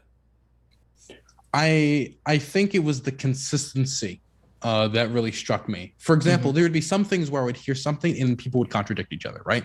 Where when I talked to an official for Lublin, the official in Lublin is giving more of a shining review of their response, where the other person I talked to did not give us such a shining review of the Lublin response. The guy in charge of the response was giving a shining review of his response. Is that what was going on?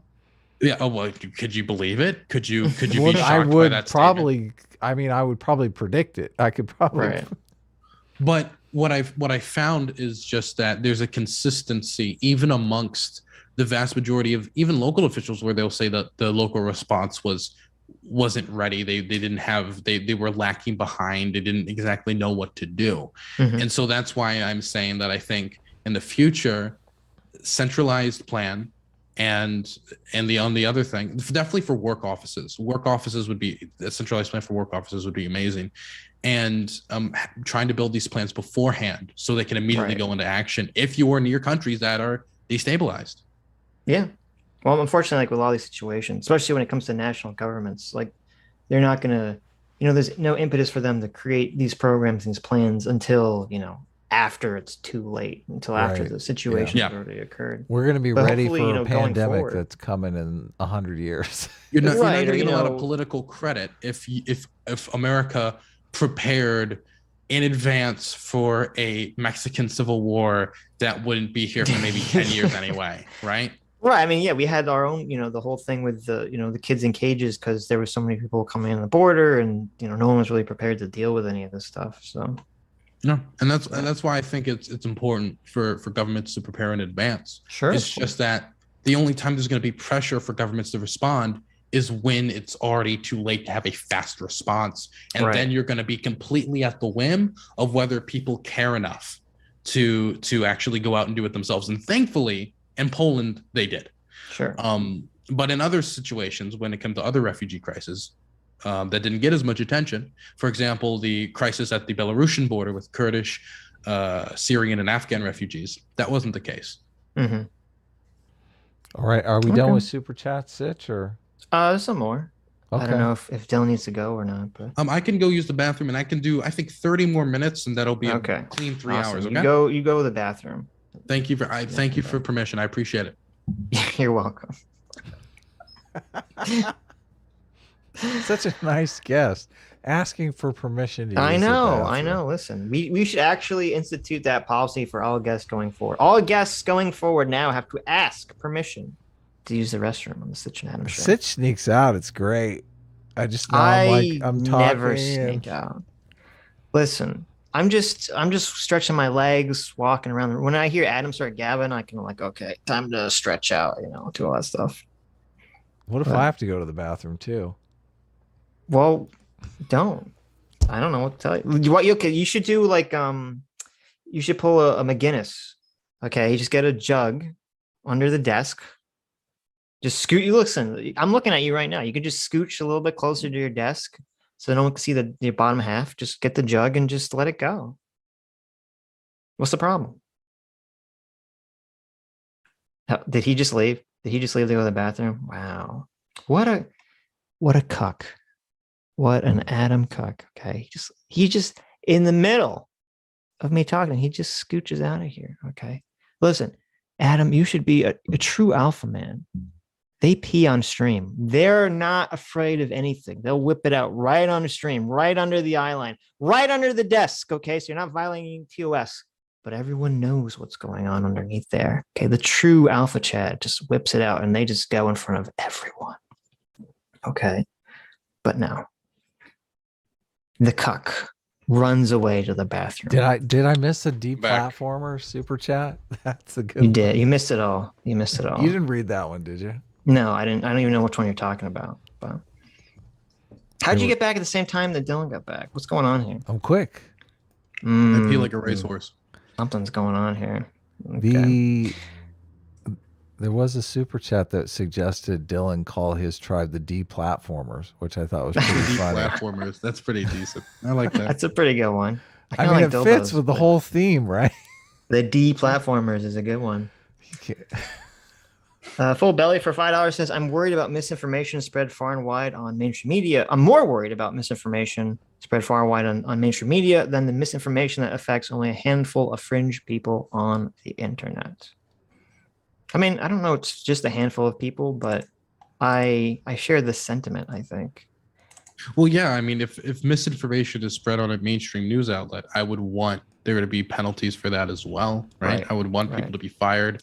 If this is like, I mean, if it was something that if it was like for example, let's say you misspell a name, right? That's one thing. Well, right? I mean, that's not obviously. Then obviously you should be executed. There you go. If it's like a larger mistake of like you completely just like fabricate like sources, for example, which has happened, where people will fabricate sources for stories, just make them up, then yeah, I think people like that should be fired. I think there should be penalties. Yeah, but it seems like the institutions themselves are signing off on this. That's the problem. Like, I don't know who the judge is that's going to arbitrate. Well, I feel like in the same way that social media users, right, Mm-hmm. who spread misinformation can get banned because they are under this umbrella of this social media company, those under the umbrella of the news media company who spread misinformation and or lie, fabricate sources, stuff like that, they should get removed as well, right? No, yeah, but I'm saying like, so obviously whoever runs Fox News or MSNBC or CNN, they're obviously okay with what the anchors are saying, even if they're saying things that are wrong. The hosts are okay with what they're saying. No, the whoever owns MSNBC or Fox, whoever makes these decisions, these hiring, firing decisions, they're not, putting the hammer down on any of these people for fucking up whatsoever. Like with Twitter, it's a little different because like if you're just a random Twitter poster, people do get fired for spreading misinformation on news sites. Pretty absolutely rarely. That absolutely happens. That absolutely happens. Recently, people get in a lot of trouble for that. Recently, I'm trying to think of one. I can't think of any instance like off the top of my head, but I know for sure that happened. I know like people have been fired, sure, but just it's not really the same situation. I feel it's not really applicable to well, then I would say that there have been instances where somebody spreads misinformation on Twitter and they don't get banned, right? Or people break terms of service and they don't get banned. Just because like you can't show me that, like you can show me that a policy has not been applied consistently as it should be. My response would be that policy then should be applied more consistently. Sure. It just seems like kind of the situation is going to be that Twitter and Facebook will be the ones banning any quote unquote fake news, and the media will continue doing exactly what it's doing with no recourse whatsoever. Well, I think that's the thing. I would like both to be held to that. I understand. Also, have you ever been told you sound like Leafy? No, but that's awesome. Okay. No, gotcha. I had early in the stream. Someone said that. Yes. Really? Gotcha. Yeah. My chat was telling me that. I don't know if that's a good thing or a bad thing, but do a Leafy impersonation. I'm gonna have to do a face reveal just to show that I do in fact have a chin, unlike Leafy. So fantastic.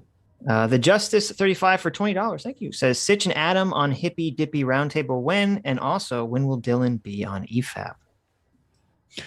I have movers and shakers everywhere. Are you allowed to go on EFAP? I don't think I EFAP is, what is that, like OnlyFans? Is that like no, Mahler and Rags every and frame of pause they talk about movies and they're evil Nazis, supposedly. They make fun of The Last Jedi. You don't know about EFAP? No, I'm not familiar. Oh, okay. I guess the answer is never. This is not a porn thing? It's a pretty popular show, no. Like the other couple weeks ago, we were on a bunch of episodes where they were kind of mocking people who were defending Hassan for using JXE's video without permission. And it sounds like people that need to be deplatformed. Okay. I figure. But when are we going to be in Hippy Dippy? That's the real question. Yeah, that's the real question. I have dildos everywhere, obviously. Okay. And so when I was told that you guys were not very open to going on Hippy Dippy or Hippy Dippy, or that I'm not very open to going. Yeah. Did Connor say this? Did Counterpoint say this? I heard from the grapevine. Okay. Yes. Maybe I can be convinced, but Adam is a stick in the mud. So Adam's a stick in the mud. Well, that's why it's Sitch and Adam and not Adam and Sitch. There you go. Exactly. That is true. That's very true. I would love to see Sitch on Hippy Dippy. Yeah. Thanks, Dad. I'd like to see. Who holds the record for the most consecutive Hippy Dippy podcasts? I'd like to see Sitch break that record. Oh my gosh, Geek! Who holds the record for most Hippy Dippy roundtable appearances? Consecutive. Wait, you mean consecutive, like in a row? Yeah. Oh, then CTV. Unironic, it would have to be CTV. It would have to be Critically Thinking Veteran. I mean, he was the backbone for a while. Oh, okay. He used to be on it like all the time. Is it weekly? What's the schedule? Now he's the champion, so it's different. He has prestige. Wow. What's the schedule? Every Friday. Okay. There you go. Every Friday, 8 p.m. Eastern Standard Time, 5 p.m. Pacific Standard Time at Dylan Bird's TV. How do you have you had Xander Hall on there? Because he's kind of running like a little scared bitch. Well, I have had Xander Hall on the show before. Why won't he come on? We want to host a discussion. He called Sargon a white nationalist, which is completely untrue. Disinformation. And wow, Sargon was very, very cordial. He just wanted to have a conversation with him, and he's running like a little bitch. Why he won't have it? I thought, didn't he tweet about like I don't remember. I saw a little bit of it. He won't even tweet that he would have a debate about it or something. He won't even respond to tweets. I thought he did. I don't know. I don't know what's going on. I mean, I was trying to be nice. I guess like to see it. I'm calling him a little bitch in good nature. I mean, it's just a friendly. All in good nature. You Xander Hall versus Sargon. I mean, I feel that's a good opportunity for Xander Hall. I mean, Sargon's. Yeah, what's up, Xander Hall? After he on this stream too, he was saying that Sargon was running scared from BreadTube, which Sargon denied. Sargon said that's not true. Yeah, there you go, Xander Hall calling you out. I did try to get Sargon on Hippy Dippy a while ago. Never happened. Oh, Sargon, go on Hippy Dippy. Well, and yell at people. The reason Hippy why Dippy is different. Yeah. It is an interesting format that you got, and obviously it's very successful. A lot of people enjoy it and go on it. But thank you. It is like you've got, I think 6 or 7 or 8 or 9. I mean, it's like the Brady Bunch when I watch. 8. Yeah, it's 8 people and me, the moderator. Yeah. But yeah, it is a lot of people. And that's why the show also goes for so long. But it also means that so I think for me. I treat debaters like Pokemon, right? I you objectify them? Yes, I objectify them like a madman, absolutely. But I like to match them up. Like, this is my water type, this is my fire type. You know what I mean? Okay. I actually, in Geek, you will attest to this, that we have a spice-o-meter on an old Google Doc where we would actually we would have green for like low levels of spice and red for the highest levels of spice, and we would try to make sure we didn't over spice up a conversation too much and balance it perfectly. We have some people that we know will stay back in a conversation, some people that will be super aggressive in a conversation, and we try to balance it out. And we have little basically debater Pokemon battles, and it's fantastic. I have a great time with it. And by having so many people, you can have people that could touch every topic, right? And so that's how you can turn that's how you make a 3.5 hour to 4 hour show, is by having people that can touch every topic, and you go through 3 separate topics. And it also means it's never going to be quiet. And That's if it's true. never quiet, that means you're never going to run into a situation where everybody's like, just like kind of like kicking around rocks, where we tried to lower it to 6, right? And then we started to run into that issue, and then we self-corrected back up to 8. But we also have the championship, which, if you're not interested in just the Brady Bunch, the championship, trying to get in the running for the Hippy Dippy Championship belt, that's on the table too. And the tag team division just started. We have a tag team belts, actual belts that you will be shipped if you win. Wow. Look at that. Adam, don't you want to be tag team champion?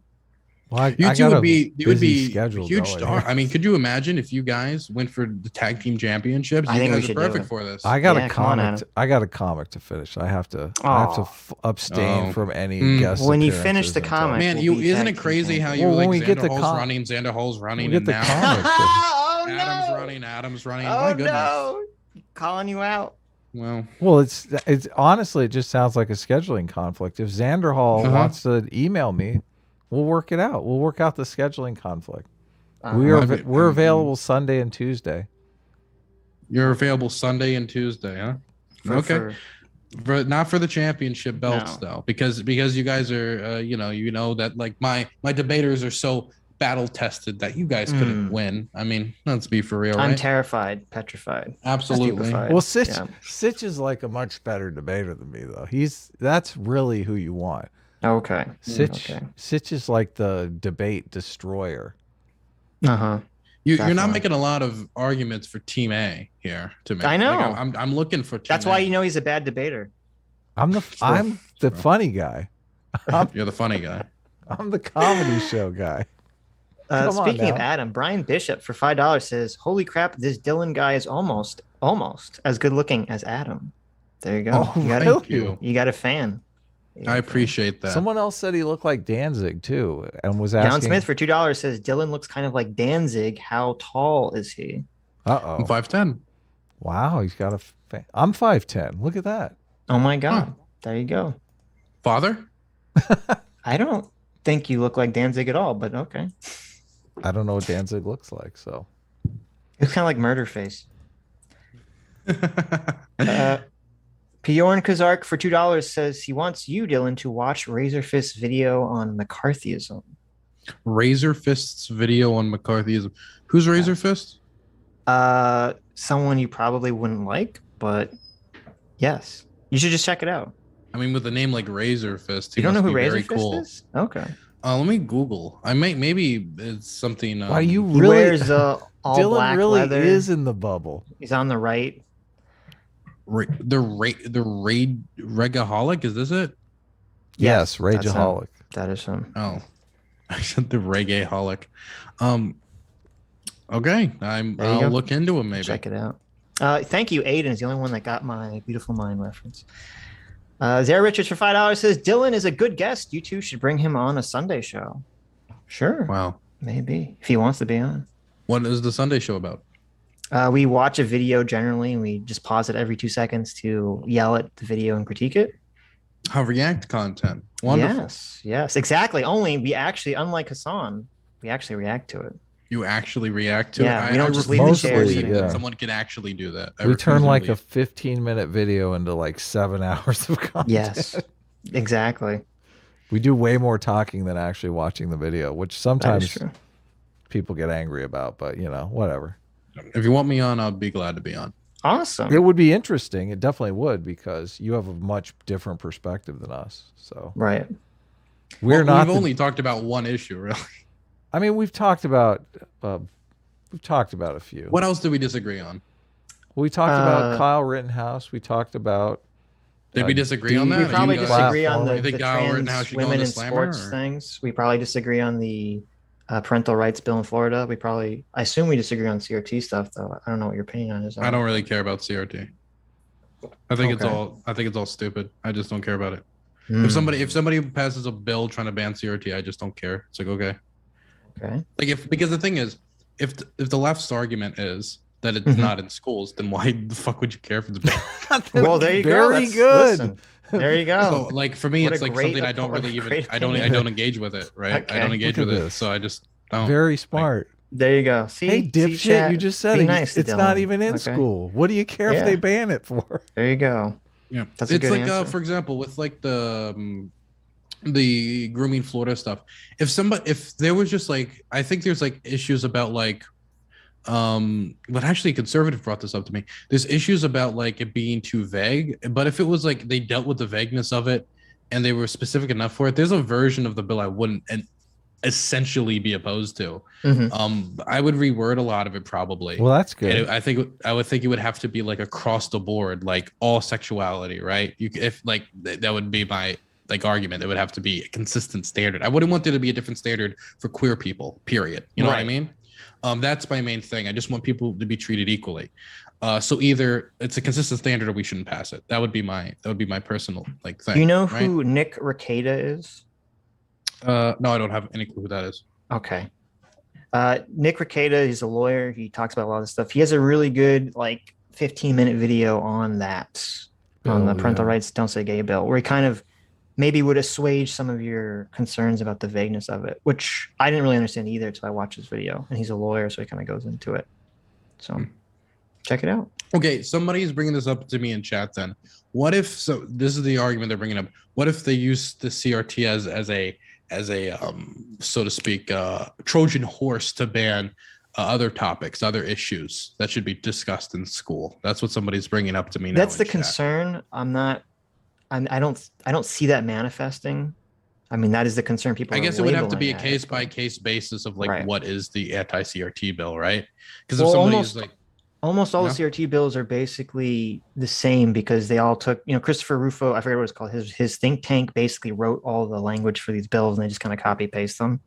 So, I mean, I don't think the laws are, I don't buy into the fear that they are, making it so that you can't talk about, slavery in America or watch the movie Roots with Kunta Kinte or any of that stuff. I don't buy any of that stuff. I'd have to see exact examples. have there of been it any in the instances laws. of that's my main concern, right? Before Yeah. I would ever like come out in favor or against like a bill, would just be like if it's banning, like if somebody said I'm passing a bill to ban like throwing strawberries at children, I wouldn't care because I don't think that's happening. You know what I mean? Mhm. But if somebody was to show me like instances, because people in my chat are like trying to bring up specific instances of like in this instance they use that to ban the discussion of this movement or that movement or this thing that we believe is important for education, then obviously I would have concerns, right? If somebody used the vagueness of a bill or like what was in the bill to like target stuff that should be taught about in schools, right? Mhm. Like I believe stuff like Martin Luther King being, blackmailed should be taught about. Like this is documented history. Sure. I haven't read any bills which would preclude anything like that. I've seen some of the books that people attribute and say, oh, this book was wrongly banned. And then when I look into the book, it's like, it features a father raping their daughter. And it's like, oh, well, I think that's probably why it got banned, not because it has to do with Black people. Mhm. And so I'm kind of skeptical of that. I have to look at each one case by case. And if there are instances where there is a law that is used sort of incorrectly to ban something that shouldn't be banned, I mean, that's why we have courts, and the courts will hopefully figure that out on a case by case basis. Here's a question. So I hear a lot about like this bill was banned because it had this explicit scene or this explicit scene in it. Mhm. And I don't really, again, like if it's just being banned because it has an explicit scene, if it's applied consistently, then I'm okay Right. with it. But there's a lot of books that have a historical significance that should be taught, even though they have explicit scenes in them, right? And so that's where I get blocked up because like let's say that I wanted to like read a book that like books about like, you know, racism, you know, books that have like very like racialized language, racist language. It's very clear that this is like, I mean, you could just talk about like Huckleberry Finn, for example, or a book. I'm pretty sure I could find a book. I can't think of any on the top of my head that do have like discussions of sexual themes that are of a historical significance and need to be taught about. I guess the question would just be, what is the grade level where that should be introduced, right? Right. Well, again, yeah, that is a question, and it would be a case by case basis. I know with the example I'm referring to was the Toni Morrison book that was kind of being pushed around. I think it's called Blue Eyes or something, which was removed from school, and people were saying it was because of CRT. Though if you actually looked into the story, it had nothing to do with that. It was because of this, you know, graphic sexual assault, rape, incest scene in the book. And I'm trying to, I don't remember the age that this was being taught. I think it was like 9th grade, maybe. And then it was replaced with To Kill a Mockingbird or something. So it's not like they're taking out, you know, from examples I've seen, they're not taking these books out and then replacing them with like, you know, Birth of a Nation or something. My concern is we get what happened with Mouse. You know what I'm talking about? Yes, where everybody just gets so like ban happy and people just hear, oh, they were naked in the book, and then they ban a book that is probably one of the better books to describe what happened during the Holocaust to young people. It's probably it is a very, very good book to describe it to people where you don't want to show these kids actual dead bodies and actual corpses, and so you give them this depiction with furries, I guess, right? Yeah, I mean, I think the mouse ban is dumb. I mean, it didn't have anything to do with CRT bills. Doesn't have anything to do with CRT. I'm just talking about the idea of banning certain types of literature at school. Well, because the problem with that was, the reason it was banned wasn't because it talked about the Holocaust. It was banned because there was one page where they were stripped because, you know, they were going to be shoved in gas chambers. Yes. And they tried to make the argument that it was too sexual. Right. And even after, people were like, you clearly see what's going on here. And people asked, like, what if we applied the standards to other books? They didn't care. And they still banned it. And it was unanimous. And so I'm worried that people are going to get caught into a fervor of, they hear just like a little bit about the book, they don't look into the book at all, and then boom, we're gonna have a wave of book bannings, right? Sure, yeah. And I think that's this is coming from the anti-censorship. This is coming from the censorship guy. I think that's a definite problem. I'm not in favor of that. I think what probably happens is that every year we have a lot of these, you know, busybodies on these parental boards who are complaining to school districts to get certain things banned because it has nudity or because someone talks back to an adult, which I think had part to do with the mouse banning too. And that these books get, you know, removed from the curriculum and we just never hear about it. And it's only because we're sort of in this environment where everything has to be filtered through the lens of the culture war that suddenly we're hearing about all these books that are being removed from the curriculum, and everything has to be, oh, see, you know, the right's going crazy, or the left's going crazy, they're banning these books, blah, blah, blah, blah, blah. So, but I agree generally that, you know, I'm sure a lot of these books get banned unfairly. Yep. Lemon Drop for $5 says, I don't agree with 90% of Dylan's policies, but after coming on and having a chat, he seems like a likable fellow. Cheers. Wow. Thank you very much. Hear, hear. I appreciate that. At the end of the day, I don't need people to agree with me. I just need them to give me money. There you go. A good capitalist answer. We appreciate that. Yeah. Fantastic. Then I can film more documentaries. Yeah, exactly. You want to know where I want to go next? Where's that? I want to go. This would be so difficult to organize. I want to go to Syria, but I don't want to go to Bashar al-Assad Syria. I want to go to northeastern Syria. But that would be maybe Iraqi Kurdistan, like somewhere in that region. That'd be cool. I want to go somewhere over there. Look at Dylan's out there. He's doing things. He's seeing the world. He's showing people information. That's good. I wonder if he was driving, he would get pulled over because people would see his long hair and be like, "Where's your burqa? And why are you driving?" Not in northeastern Syria. Nobody give a fuck about that because hey, it's Kurdistan. There you go. Oh, okay, so you're safe. I'm safe. You're safe. Lemon Drop also said A Team rules the stream. So there you go. There you go. Let's see.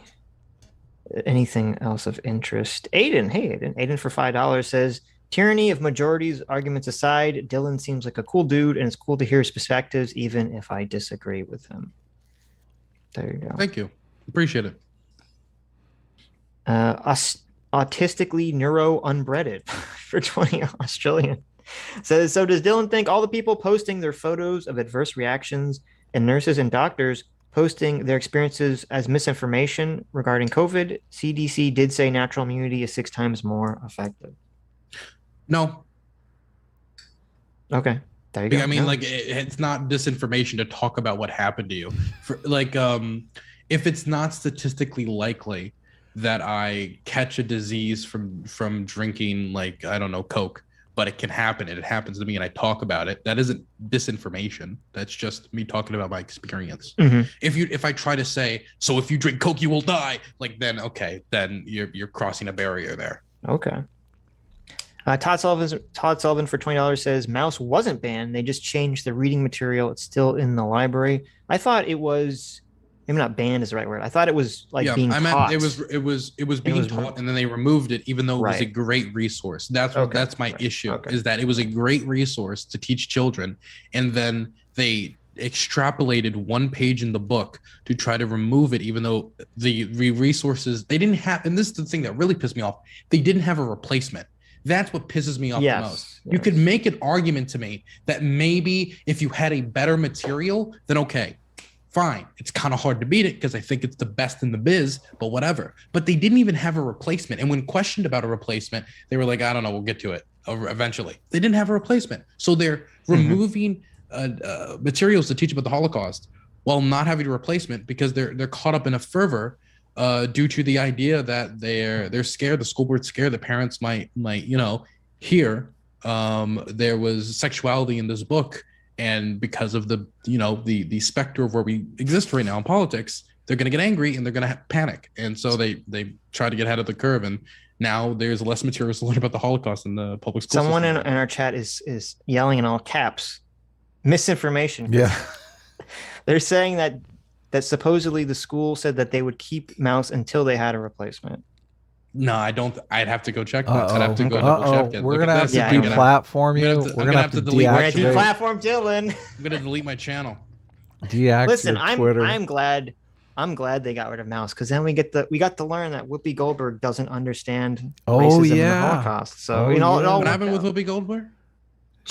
What do you mean? You don't know about this? No, I don't. Tell me. Oh please. my God. Whoopi Goldberg on The View said that the Holocaust had nothing to do with racism. Oh my God. You're right. She said it had to do with like that was because man's hatred towards their fellow man. Yes. Oh my fucking God. What a stupid moment. Yes. Yeah. What? She actually got removed from The View. She got like a 2 weeks. Yeah, 2 week suspension. Why?